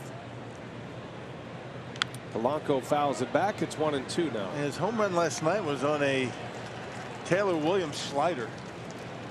They seem to be attacking Frazier with the off-speed stuff, and doesn't seem like it's bothering him too much.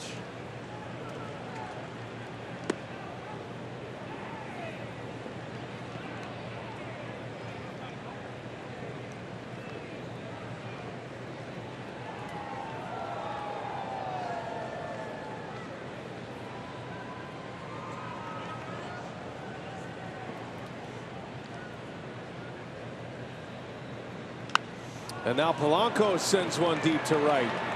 That's going to fly. Another home run for the Pirates. Now it's 6-4. Back-to-back home runs. Polanco with number 21. And it's a 2-run game.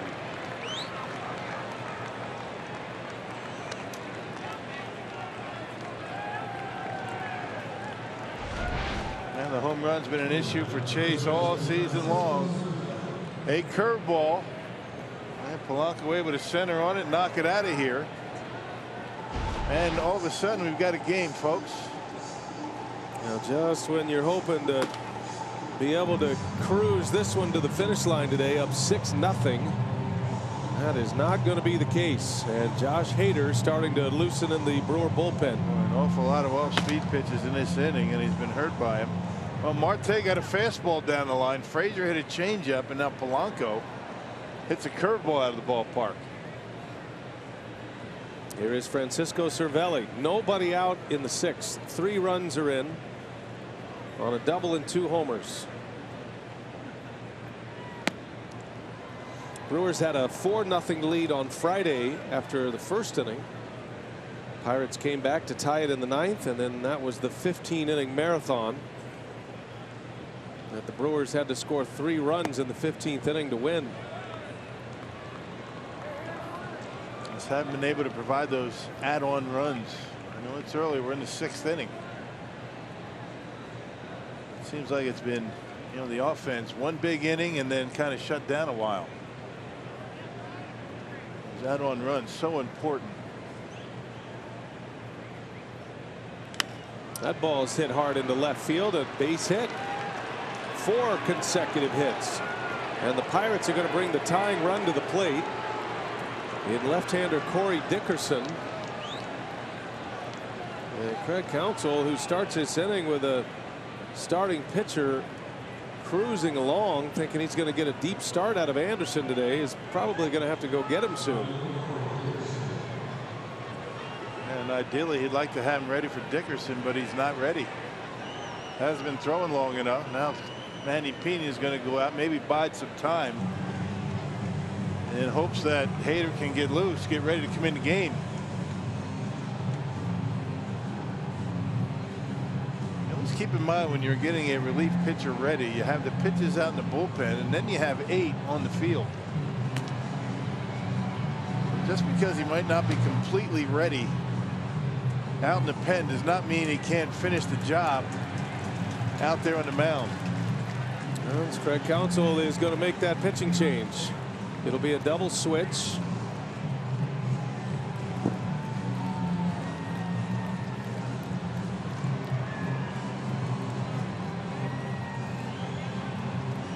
Mike Moustakas made the last out. And Arcia will come in to play short, which will move Shaw over to third. Scope to second, I would imagine. And Chase Anderson is out. Ran out of gas in the 6th inning. 5+ for Chase. He'll leave with 4 runs on the board.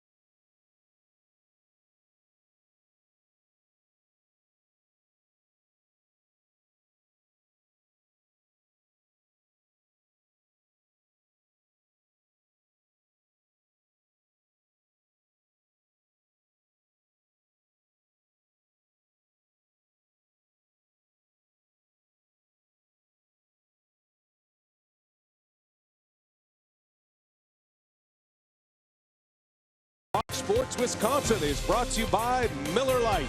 Great taste and only 96 calories. And by Toyota. Let's go places.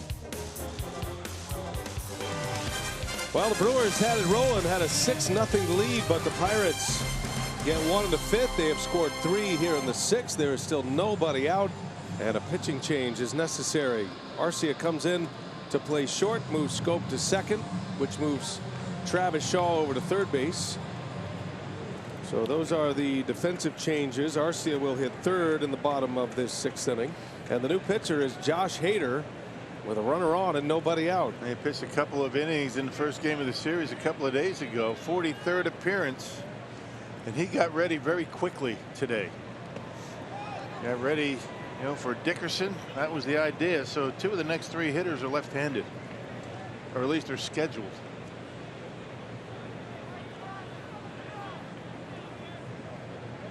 Anderson gives up 7 hits and 4 runs at this point in 5+ innings.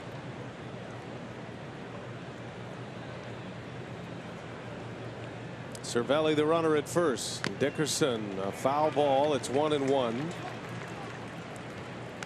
Pirates suddenly a swing away from tying this game. And Anderson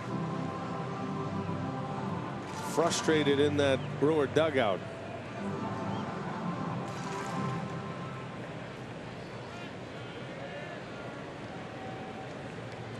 That's how fast it can get away from you in this game. No kidding. 4 straight hits. Brewers had 5 straight hits. Ground ball, second base, Scope to Arcia. Throw to first, not in time. And a slow developing double play on a bouncer in the hole. Yeah, Dickerson runs well. I'm not sure they would have had it, but it looked they're going to call him out on the slide. Oh wow, you're right. So the slide is going to mean a double play. And interference is not reviewable. So the Brewers do get 2 outs here. Now Clint Hurdle wants to come out for an explanation. Yep, you got to stay in contact with second base. Let's check it out. Cervelli clearly goes after Arcia. I mean, this is a no-brainer. I mean, what's he thinking? Cervelli, look at this. I mean, this is ridiculous. I mean, that's a good call at second base. You used to be able to do that. You can't do that anymore. Players got to know that. Yeah, that's just, there's no excuse for that these days. Now, that's an easy call then. And so it is a double play. Sometimes habits just take over. Cervelli. Now that's no excuse. I mean, that's flat out no excuse for that. You got to be able to go after the bag, and you have to be able to tag the bag and stay on the bag for that matter. I don't know what this meeting is about. So the double play is only going to happen if Arcia throws the ball to first base. If he just holds on to it, it's not a double play. Right. Arcia did the right thing. Well, Hurdle had his say, didn't put much of a fight, and then an explanation to counsel. But it will stand as a double play. 2 outs, nobody on now. And Elias Diaz coming up. That's a big play in this game.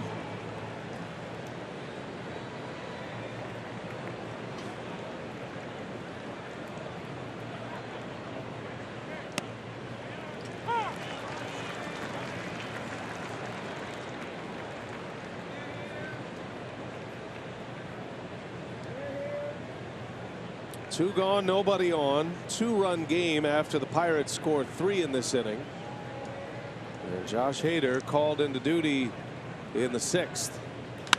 On the ground to Scope, and it's bobbled. He recovers. Got him. Well, the Brewers fortunate there. Able to get out of a mess. Cervelli's base running mistake. 6-4. Brewers have the lead.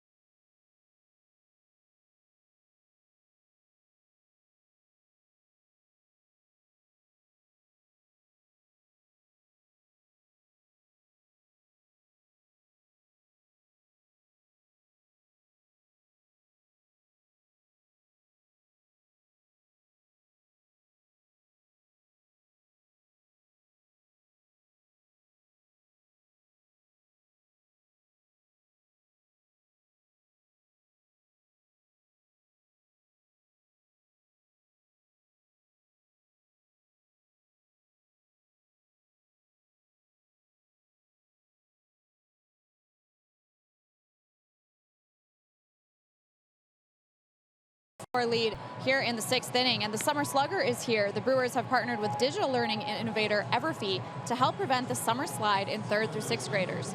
All the students are invited to participate in this online baseball-themed learning course that helps reinforce critical math and literacy skills. Students can earn points, unlock levels, and receive progress-based rewards throughout the summer. And you can visit summerslugger.brewers to learn more and sign up today. Jonathan Schoop leading off this inning, and I had a conversation with him over the weekend about that pinch hit home run he had earlier this week against the Reds, and he said certainly he was relieved. It was his first home run as a Brewer. He has struggled since joining the team, hitting just 186, and he said he was more so encouraged by a follow-up base hit to right field, where he really felt he got his swing back. He's been doing a lot of work in the cage with both Darnell Coles and Jason Lane, trying to iron out some things and get back on track. But more importantly, he said the confidence is still there. He said even though he has started slow, when you step in the box, he says you have to go in there thinking that you're better than anybody. He said if you don't believe in yourself, then nobody's going to believe in you. So he said certainly the confidence is there. He says, I know I'm still a good player, and still trying to get on track here at the plate. Yeah, Brewers need him to get hot, and he sends one to deep left center field, and right on cue, Jonathan Schoop, a long home run to left center. 7-4 Milwaukee as Schoop hits his second Brewers homer. Way to go, Sophie. Well-timed report right there. It's all about the timing, you know. Well, that was one of those high towering shots, and they no doubt are out there in the left field. Fastball middle in. See you later. It's a nice easy swing. Didn't try and pull it. Let it travel and out of here to left center. His first home run as a Brewer came in a pinch hit appearance, which was his first career pinch hit home run. That was earlier on this homestand against the Reds. And Schoop with 2 hits today. He scored twice, 2 out of 3. Manny Pena pops this up a mile high, right up the pipe in the infield, and it's going to be Cervelli. Look out! And it's down. That's a hit. Pena at first, never touched a glove. You could tell Cervelli was fighting with that one the whole way. He saw Diaz. It looked like he wanted to take it. Cervelli called him off. Cervelli having a rough inning. There's going to be an error. That's a misjudged pop-up, isn't it? He didn't even come close. E3, no hit. And Pena will reach. That'll bring up Arcia. Cervelli had that base running blunder, which led to a double play in the top of this frame. And now a misplay at first. Arcia's first at bat came in on the double switch. Just as the Pirates get within 2, the Brewers answer. And the 3rd home run of the day. Those add-on runs, I mean, they are gold. Especially after the Pirates came right back. Arcia slashes one foul. Arcia had that walk-off moment in the 15th inning on Friday night. A 5.5-hour game. And just shy of 1 a.m. Arcia sent us all home. He bunts this time. Kingham's going to first for the out. That'll be a sacrifice for Arcia. And Pena into scoring position with the top of the order coming up. Got to do it, the little things to advance base runners. Arcia drops down a nice bunt. And now Manny in scoring position. Top of the order coming up. Lorenzo Cain with Pena at second base. Cain's hit the ball hard twice, had a triple off Archer in the 3rd down the line, and then he lined out to right his last time up. A 6-run 3rd inning for the Brewers. They've just added one on the Schoop homer.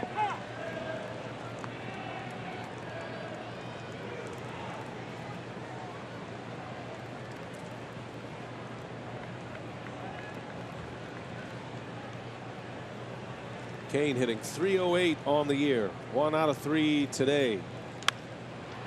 Got jammed, a fly ball to right. Routine for Polanco for out number 2. And that'll bring up Yelich.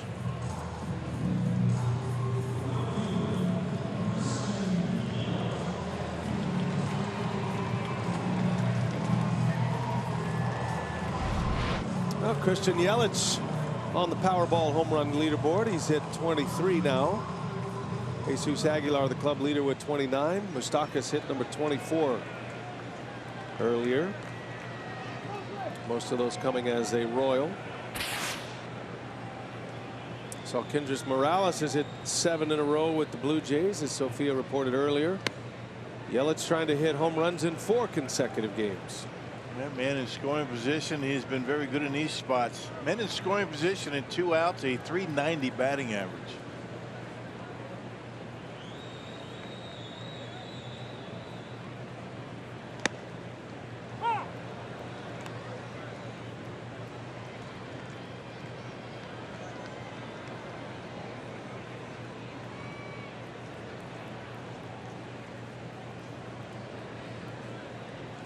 One ball, 1 strike on Yelich. Pena will be off with a crack of the bat and a swing and a miss out in front. Change up, good one.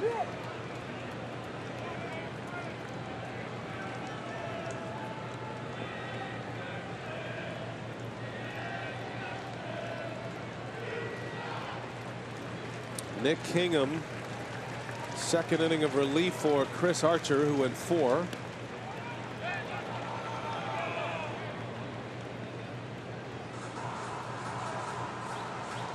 Kingham from Las Vegas, Sierra Vista High School in Vegas,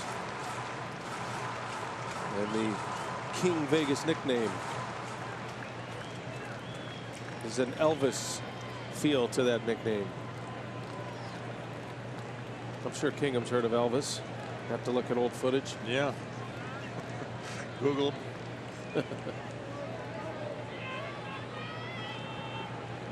The rookie right-hander. And Yelich is down on strikes. Inning is over, but the Brewers get a run. Jonathan Scope with his 2nd Brewers homer and his 2nd hit of the game. Stretches the lead to 3. The Brewers up 7-4 now as we go to the 7th.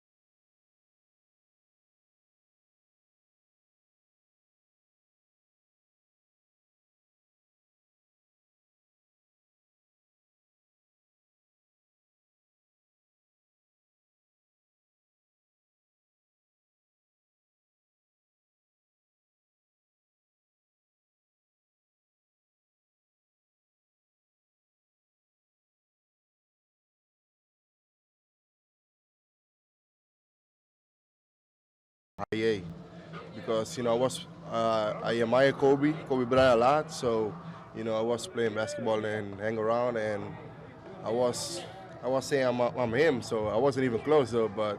And then the players on my team started calling me Mamba, and then from there they kind of stuck. Even they went back home in Curacao, and everybody called me that. Jonathan Scope on his nickname on this Players Weekend, Mamba. A Kobe Bryant fan. That's a good nickname to have. baseball's version of the Mamba, the Curacao Mamba. And Scope with a home run to give the Brewers a 7-4 lead. 19th homer of the year. Hit 17 with the Orioles before the trade and now has 2 on this homestand. Josh Hader back on the mound, pitching with a 3-run lead, and he puts a fastball right by Moran. Hader had to come on maybe an inning earlier than counsel had hoped. Chase Anderson unable to get out of the 6th. Well, you're thinking, 2 for Hader. You figure Soria Jeffers to finish it off, hopefully. The Brewers do have an off day tomorrow before they start a series in Cincinnati on Tuesday. Better yet, the Brewers maybe put up another 5 runs and not have to use any more of these guys. That'd be ideal. There is activity in the Brewers bullpen,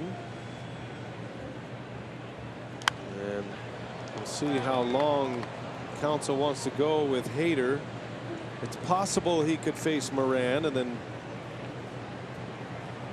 go to Soria, having faced just 1 batter. They are very mindful of the workload of Josh Hader, but it's the old bird in hand theory, and you don't want to let this one get away, and he's your best reliever. A swing and a miss made him look bad on a curveball. Yeah, there's a good slider right there. Outstanding work. Gets ahead of him, makes him chase.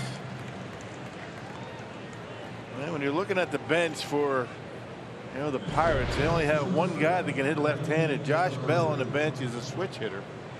That's exactly where you want a 2-strike slider down off the plate.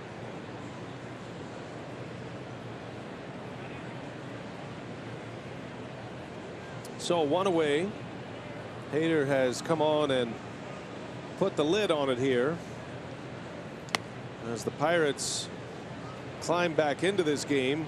First 4 batters of the 6th inning had hits. There were back-to-back homers. Frazier and Polanco. Pittsburgh got within 2. And then that base running mistake by Cervelli out of the baseline on a slide at second base cost the Pirates a double play. Then Hader retired Diaz with a ground ball, and so he has retired the 3 he has faced. Just picked up his first strikeout as he faces Echeverria.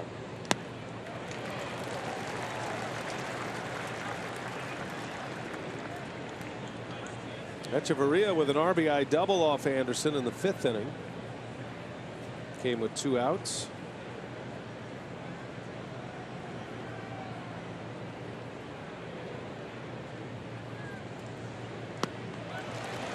Another fastball by him. 2-2 now. Got that slight uppercut to Echeverria, and he's not been able to catch up to that Hader fastball up in the zone.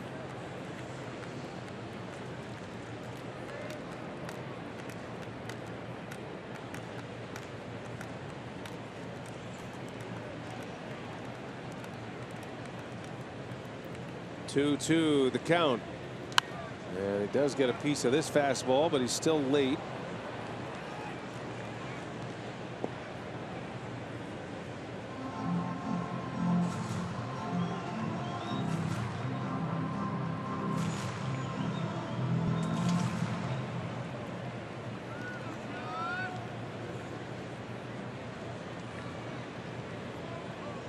Two balls, 2 strikes.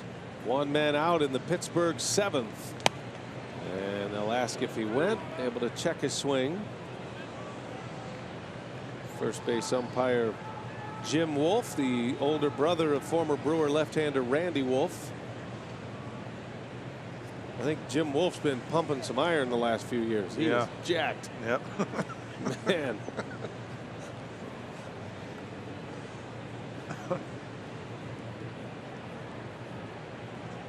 Full count.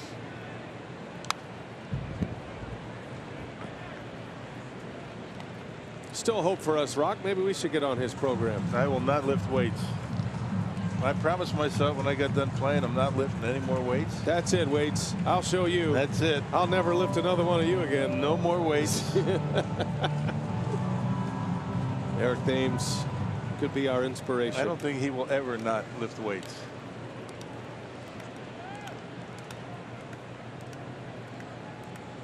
3-2 again. And a little soft liner to Shaw for the second out. 2 gone here in the 7th for Hader. Hey, everybody loves discounts, and on Friday, September 7th, all 5 county residents can save 50% on tickets for the Brewers series opener against the Giants. To lock in your discounted tickets, head to brewers.com today.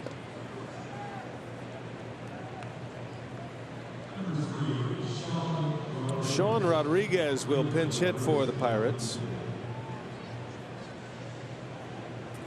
Pittsburgh has a 5-man bench, and David Freese was on deck just in case Echeverria was able to reach, maybe knock one out and bring the Pirates to within 1. Josh Harrison and Sean Rodriguez have been used now.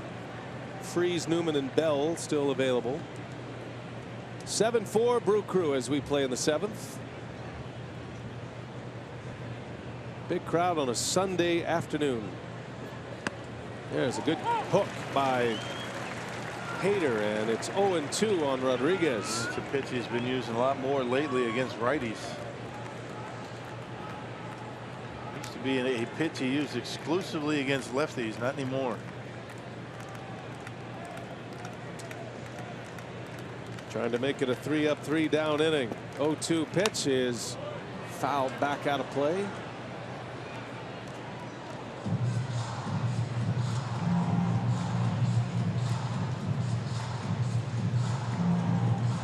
Fifth batter Hader has faced. He has produced 5 outs already. Got that double play in the 6th inning. Chase Anderson 5+ innings, 4 earned runs, in line for the win. And that one's in there. Fastball called strike 3 at 95 miles an hour, and Josh Hader with 2 Ks in a 3-up, 3-down 7th. Now it's time for Miller Park's presentation of God. Enjoy it, everyone. God bless America, land that I love. Stand beside her and guide her through the night with the light from above. From the mountains to the prairies, to the oceans white with foam.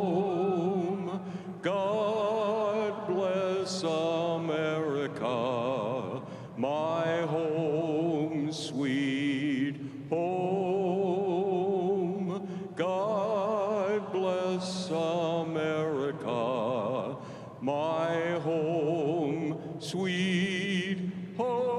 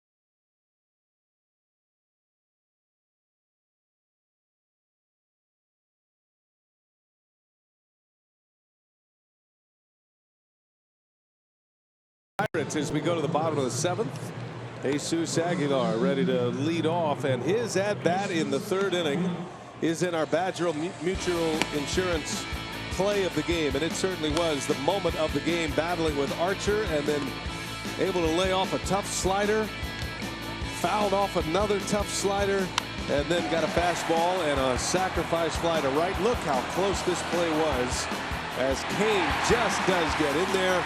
Ball pops free, and then the floodgates open, Rock. A 6-run inning in the 3rd after that sac fly. Yeah, the Brewers were able to get 5 consecutive hits after that, 2 of those home runs. And Jesus Aguilar, I mean, he has been money this year with 2 strikes. Even it's hard to really fathom, you know, the at-bat of the inning was an out, but it was a big one. He laid off, as you mentioned, a couple of tough sliders and able to get that fly ball.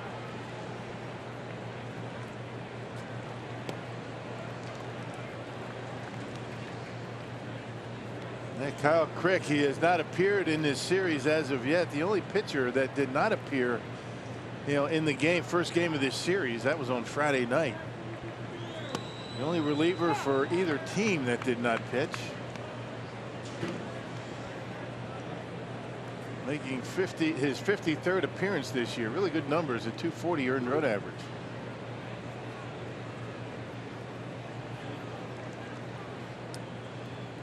Aguilar takes a ball down and away. Probably see Hurdle try to get multiple innings out of Crick if he can. Aguilar, Shaw, and Braun coming up here in this 7th inning. 7-4 Brewers. 3 homers in the game by Milwaukee. Moustakas, Pena, and Scope have all gone deep. Moustakas and Pena with 2 2-run homers in the 6-run 3rd inning.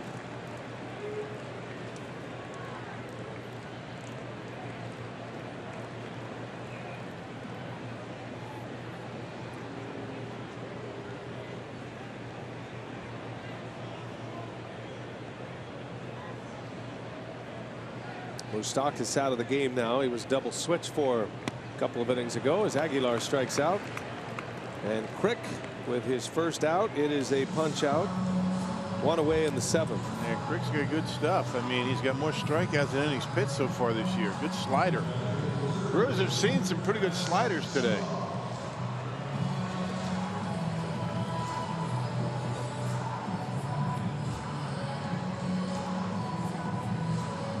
So here is Travis Shaw. Had a double and a run scored in the 3rd inning. He's 1 for 3.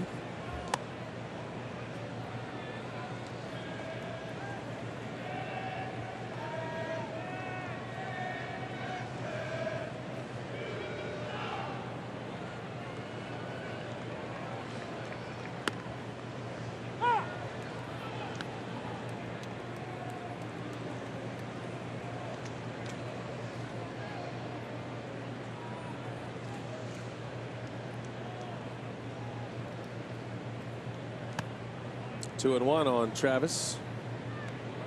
Players with these uniforms have a chance to write in on these patches on the sleeve anyone they are thankful for, and Travis Shaw has written in a lot of the names of the doctors and nurses at Children's Hospital. His daughter going through a heart procedure last year. A successful procedure, and she's doing well, and Travis Shaw and his family very thankful for all those folks at Children's Hospital. Nice touch for Travis Shaw. Yeah, magnificent work they all do. Anybody with children in this area knows all about their work. Somebody along the line had an idea for Players Weekend. Let's not only let the players put their nicknames on the back, but let's put a patch on and leave a blank space for players to fill it out. I thought that was a brilliant idea. That's been one of the really cool pieces of Players Weekend. A lot of great stories coming out of that. Boy, Shaw is drilled by a Crick fastball at 97 miles an hour, and that hurt him badly. And nowhere really to go on that. I missed so bad. I mean, that was way off the inside corner.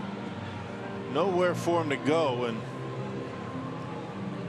you just hope it's not on the knee and maybe got some muscle somewhere, but we'll see.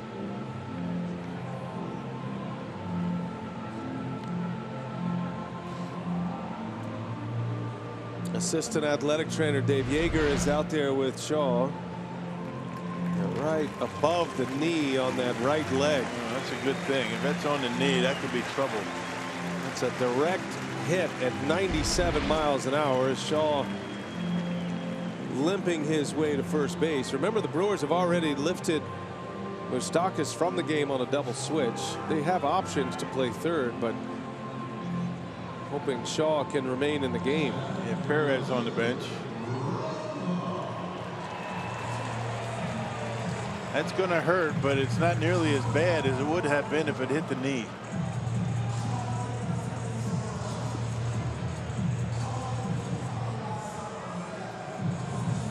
Well, it's a base runner here with one out the hard way. That'll bring up Ryan Braun. Braun had a base hit and an RBI in the third. He drove in the second run of that 6-run third inning.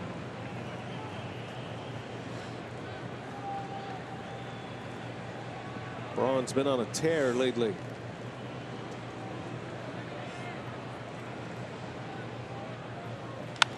On the ground to second. Frazier goes to second, out at second base, and Braun beats it out. Able to leg out to extend the inning. Fielder's choice for Braun. And we'll keep an eye on Shaw now on his way back.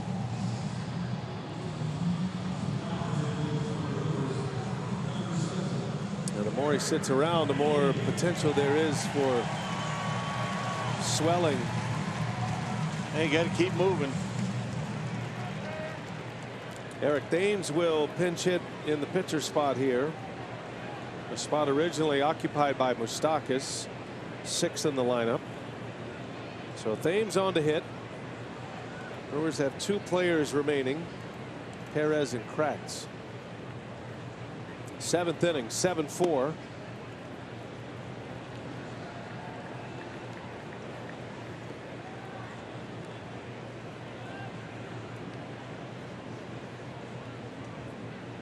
Eric trying to fight out of a slump. Still has an OPS over 800. He's done some damage despite missing 7 weeks with a thumb injury, thumb surgery. There goes Braun. Throw from his knees, and Diaz throws him out. So Braun is caught stealing, and the Thames at bat comes to an end. And now we'll see how Council plays this one. They will take a quick peek to see if the tag was on in time, and it was right on the shoe. From his knee. Man. Great throw from Diaz. So we head to the 8th. Brewers trying to win this series. They lead it 7-4.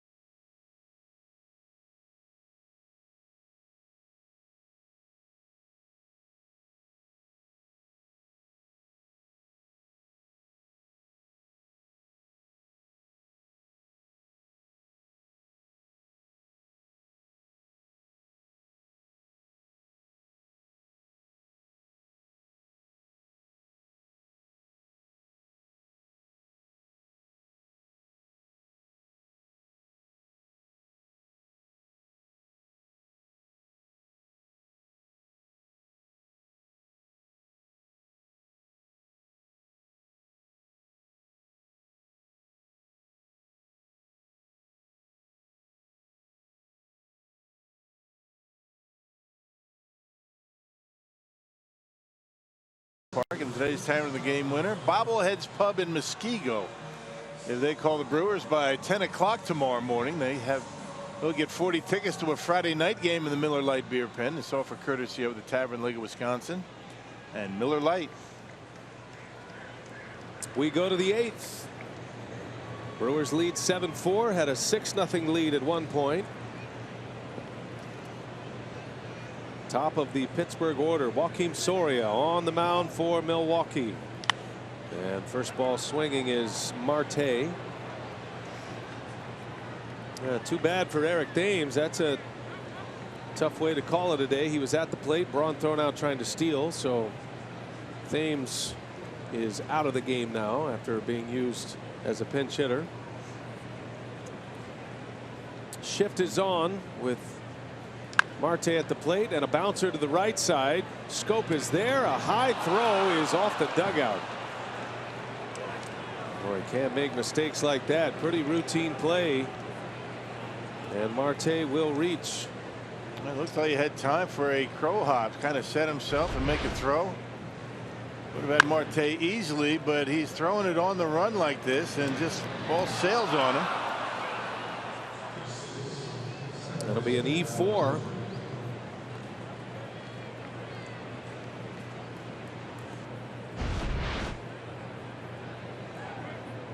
Well, the Pirates now have the tying run on deck and the dangerous Polanco on deck. Here's Adam Frazier, hit a 2-run home run off Anderson in the 6th. Jam shot, pop up, foul grounds, and Shaw is there. Out number 1. Yeah, finally got him out. Yeah, Soria's second appearance since his return from the disabled list. His first one, a good one. That was on Friday, a 3-up, 3-down inning.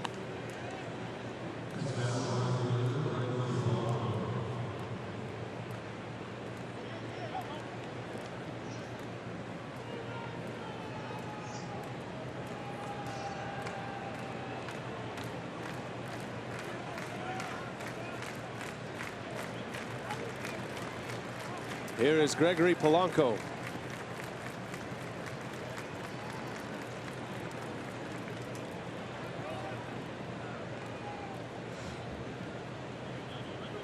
Quick release there by Soria. It's a balk. Yeah, he balked him to second base. Never stopped. Yeah, never stop. You got to stop. Yeah, for a 1/1000 count and then go. So Marte able to get into scoring position, eliminates a double play.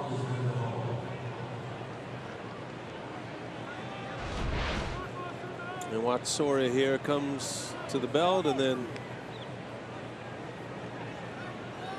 not as obvious as I thought it was. now the part of when he stops at the belt, then comes to the chest. He has the 2 stops. As long as that's your regular rhythm. So he stops there, then he stops here. That's the one that matters. And a lot of times an umpire is not going to call that unless it's just a change of direction, or he doesn't actually stop at all. He stopped, but not long enough.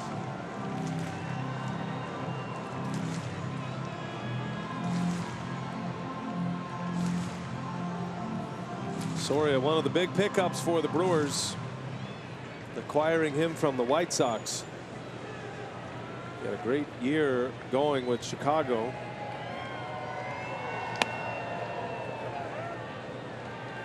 They missed him when he was gone, out with a groin injury. Second outing since returning from the disabled list.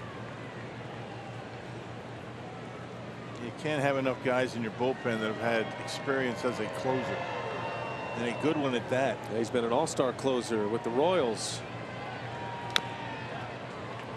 That's a new element that he's brought. He will throw at 3/4 at times. He's really reinvented himself on the mound impressively. Used to be a fastball curveball closer, threw hard. Very similar to Corey Knebel. But it's a different arsenal now for Soria. And then he can throw the fastball and the slider from 2 different arm angles as well. It's up to him to choose what the arm angle is, as long as Pena gets the sign straight. And then he's got that, a changeup. Yeah, Polanco able to stay alive on it. It was up in his zone, but fastball, curveball, slider, changeup. Not afraid to use that fastball. Throws pretty good, mid-90s.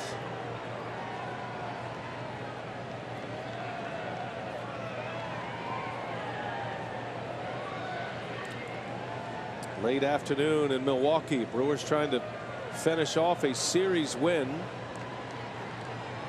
Felt like a game that was going to be a victory lap, but then the Pirates scored 4 runs to get within 2. There's a jam shot foul. Ball nearly hit him.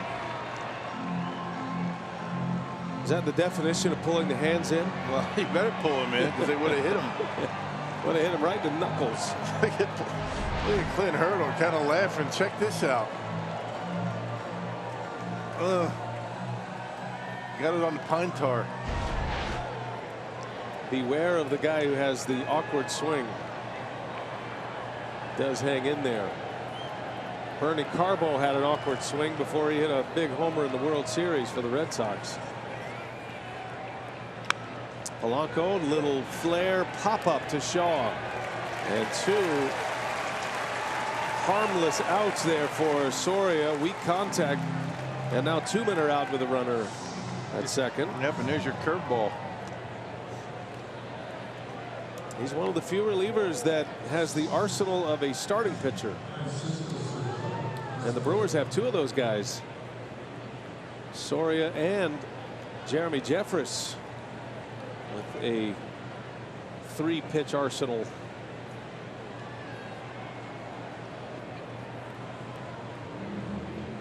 Here is Cervelli now. 2 gone, runner at second.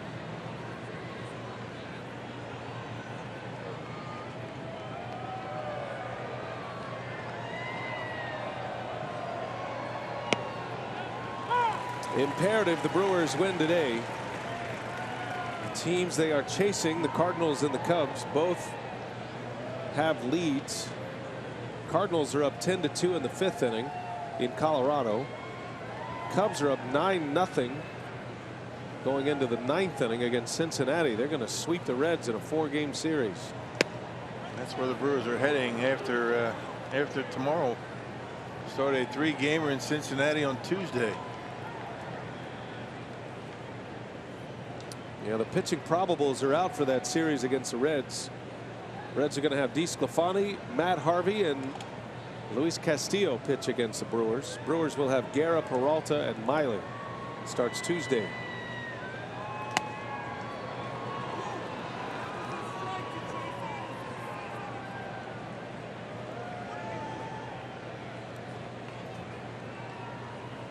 Two balls and a strike. Soria trying to prevent the tying run from coming to the plate. Got a power hitter due next in Corey Dickerson. See that guy next inning. 8th inning, 2 outs. And a check on Marte.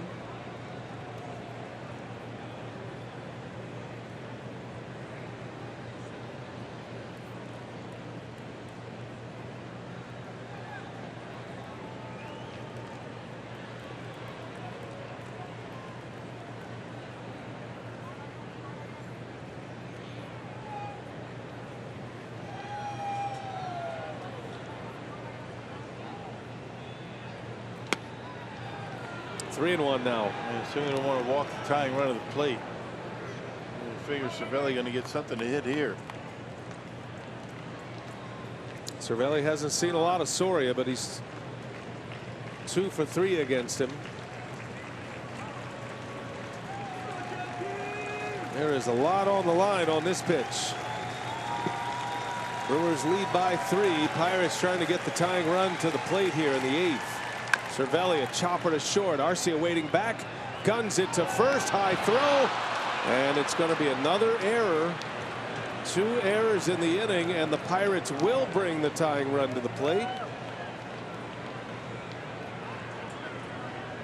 2 excellent defenders in Scope and Arcia with costly errors in this 8th inning.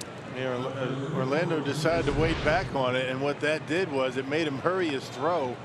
He got underneath it, and a high throw to Aguilar That ball actually hit him in the wrist, it looked like. Maybe the heel of the glove. Well, the Brewers' worst case scenario has arrived. The Pirates again bring the tying run to the plate.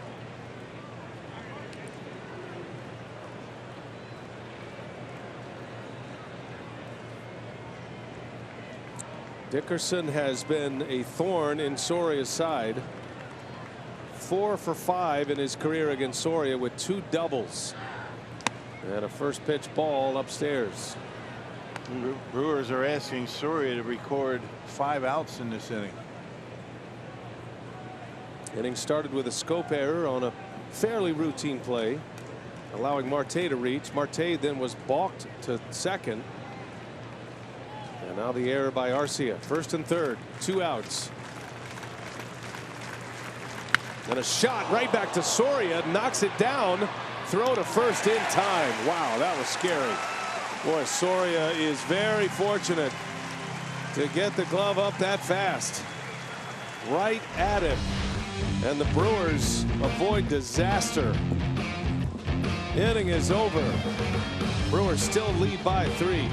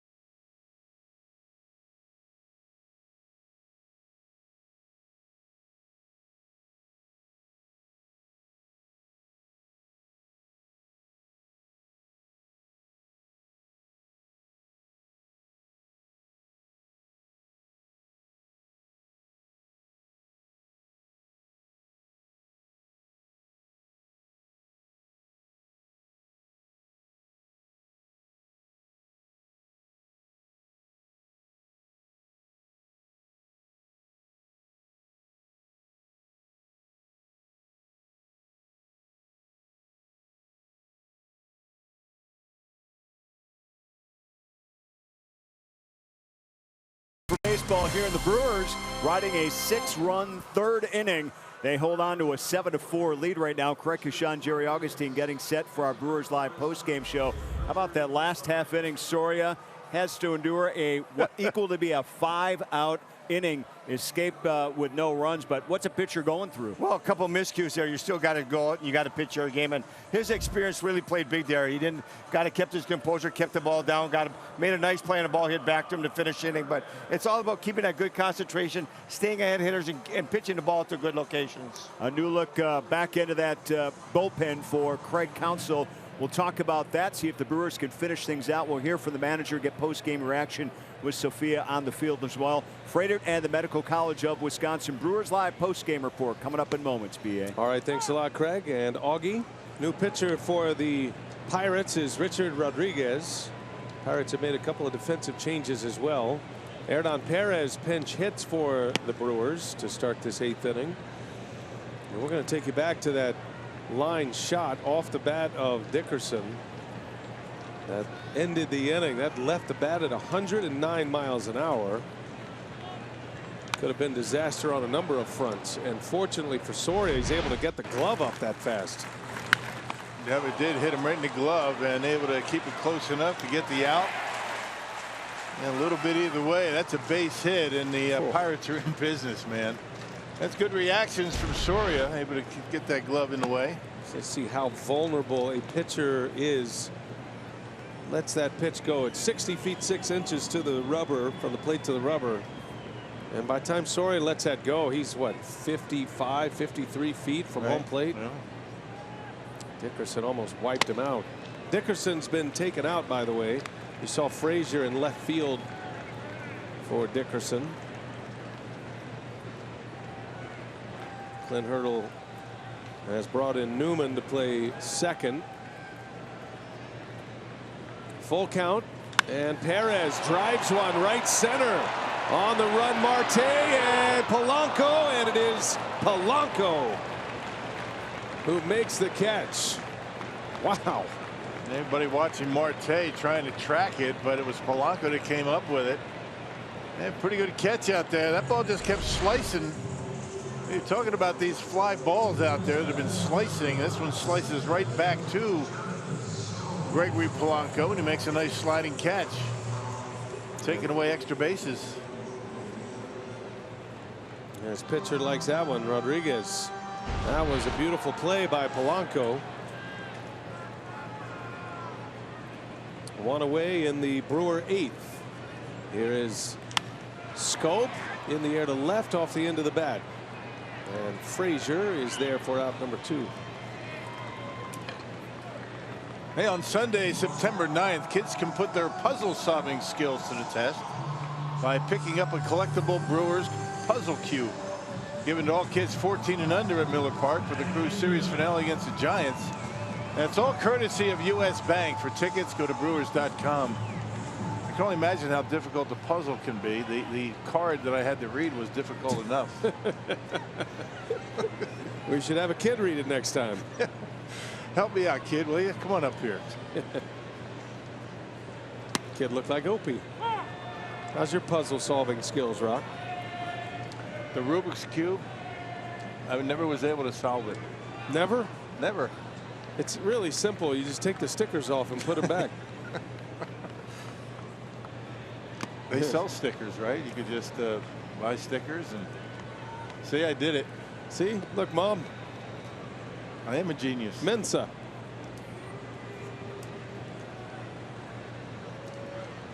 Manny Pena with 2 outs in the 8th. He's caught a runner trying to steal in this game. Had a walk, 2-run homer. Reached on an error. That 2-run homer was a big one. It gave the Brewers a 6-0 lead. Part of a 6-run 3rd inning. Moustakas, Pena, and Scope with the homers, and those 3 home runs coming from the 6, 7, and 8 hitter today.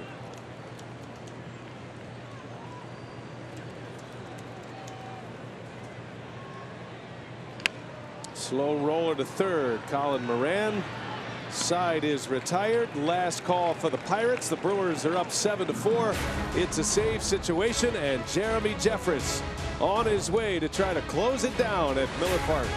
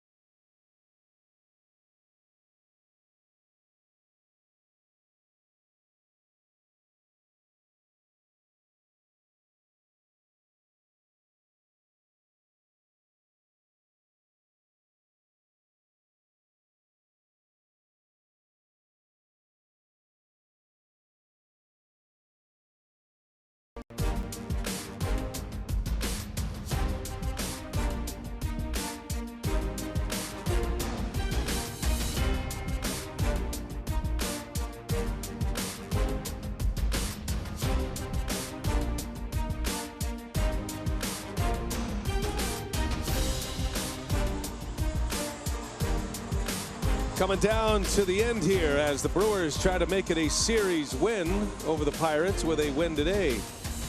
They've made some changes. Hernan Perez will stay in to play second base after a pinch hit appearance. And the new pitcher is Jeremy Jeffress, who is trying to notch a save and send the Brewers on the road trip with a series win over the Buccos. Yeah, just got to keep winning series. He pitched on Friday, was charged with a blown save, but he gave up a run in an inning of work. Brewers had a 1-run lead in the ninth, couldn't hold it.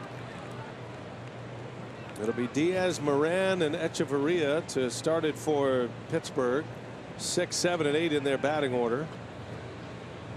Trying to avoid any activity which would force you to get to the top of their order in Marte. 1 ball, 1 strike. Jeffress with the multicolored shoes on today. Nobody more excited about Players Weekend than Jeremy Jeffress. He's got a lime green one and a yellow one on. Yeah, very nice.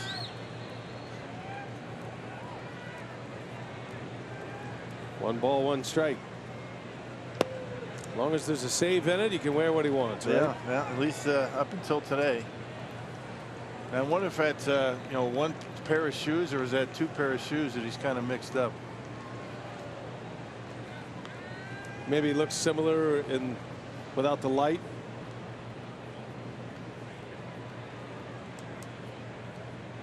Two balls and a strike. 2-2 now. You can tell those shoes won't be around long. Normally pitchers get shoes that have on their pitching toe, so the right toe of Jeremy Jeffress, there's usually like an extra piece there, a rubber synthetic piece to prevent the shoe from ripping as they drag their foot off that rubber, right? Yeah, right. That one doesn't have one. No, so no, that's short timer. Short-lived right shoe. 2-2's fouled away. That might be why he's wearing it, actually. You know, I don't know if he wore the yellow in the last game and ripped a hole in it, but just switched. Remember shoe goo?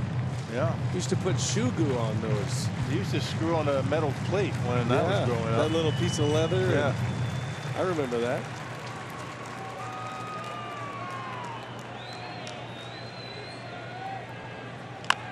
Chopper on the ground to third, coming in, tough play. Shaw throw to first, and it is not in time. Infield hit. Elias Diaz, the Pirate catcher, hustling down the line, collects his first hit. Yeah, Jeremy Jeffress with a good 2-seam fastball. Diaz beats it into the ground, and Travis had a long way to go. He was playing behind the bag. Diaz cooking down that line. Shaw doing everything he can, but he had too far to go. A good call over there at first base. So Jeffress immediately in trouble here with a man on. Colin Moran coming up. Brewers lead by 3, but the Pirates have been knocking at the door often since that 6th inning.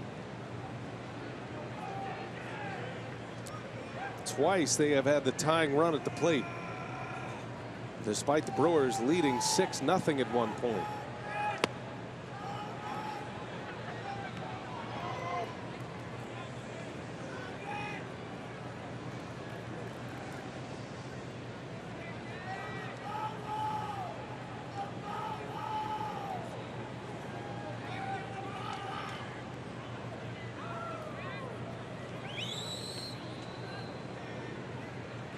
Moran in the left. Braun is there for the out. Well, that's the game of baseball, isn't it? Yep, that makes up for that little dribbler base hit. Well, so the Pirates are even in this inning. 1 away. Runner at first with Echeverria coming up. Don't forget, Brewers are back in action on Tuesday. Monday, tomorrow is an off day. Miller Lite What's on Tap from Cincinnati. East Coast time. 5:30 air time for Junior Guerra and Anthony DeSclafani. Brewers Live. 3-game series in Cincinnati, then 3 in Washington, D.C. against the Nationals. And then the Brewers will be right back here on Labor Day against the Cubs. That's going to be back-to-back starts for Junior Guerra against Cincinnati.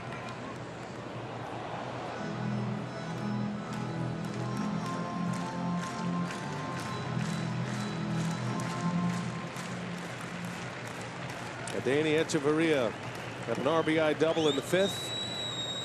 If he should reach, you'd see Josh Bell. Well, Josh Bell looks like he's going to hit anyway, whether he reaches or not with 1 out. And it's a big bat due up next. Jeffrey's trying to make sure he's not the tying run. A double play could end it. Would end it. No balls, 2 strikes. And a shot out to Arcia. This is going to be a double play. Diaz got caught off the bag. The game is over and the Brewers win. And it's a save for Jeremy Jeffress. Number 7 for Jeremy. And the Brewers win the game and win the series. And a 4-2 homestand, partner. Yeah, good job by the bullpen today. We've been talking about the bullpen. They have been taking their lumps, but Hader, Soria, Jeffress able to run the Pirates through scoreless, and good job by those guys. And a 6-run inning for the Brewers is the difference. 6-run 3rd inning. 73-59 the record. The Brewers go to 14 games over 500. They keep pace with the Cubs, who beat the Reds today. Cardinals are still winning. Updates on those games and more coming up on Brewers Live as we check in with Craig Kashawn. Okay, BA, thanks very much. Good series win for Milwaukee here. We'll break it down. Good bullpen action and a big 6-run 3rd inning for Milwaukee. Post-game reaction on the way. Stay with us for Brewers Live.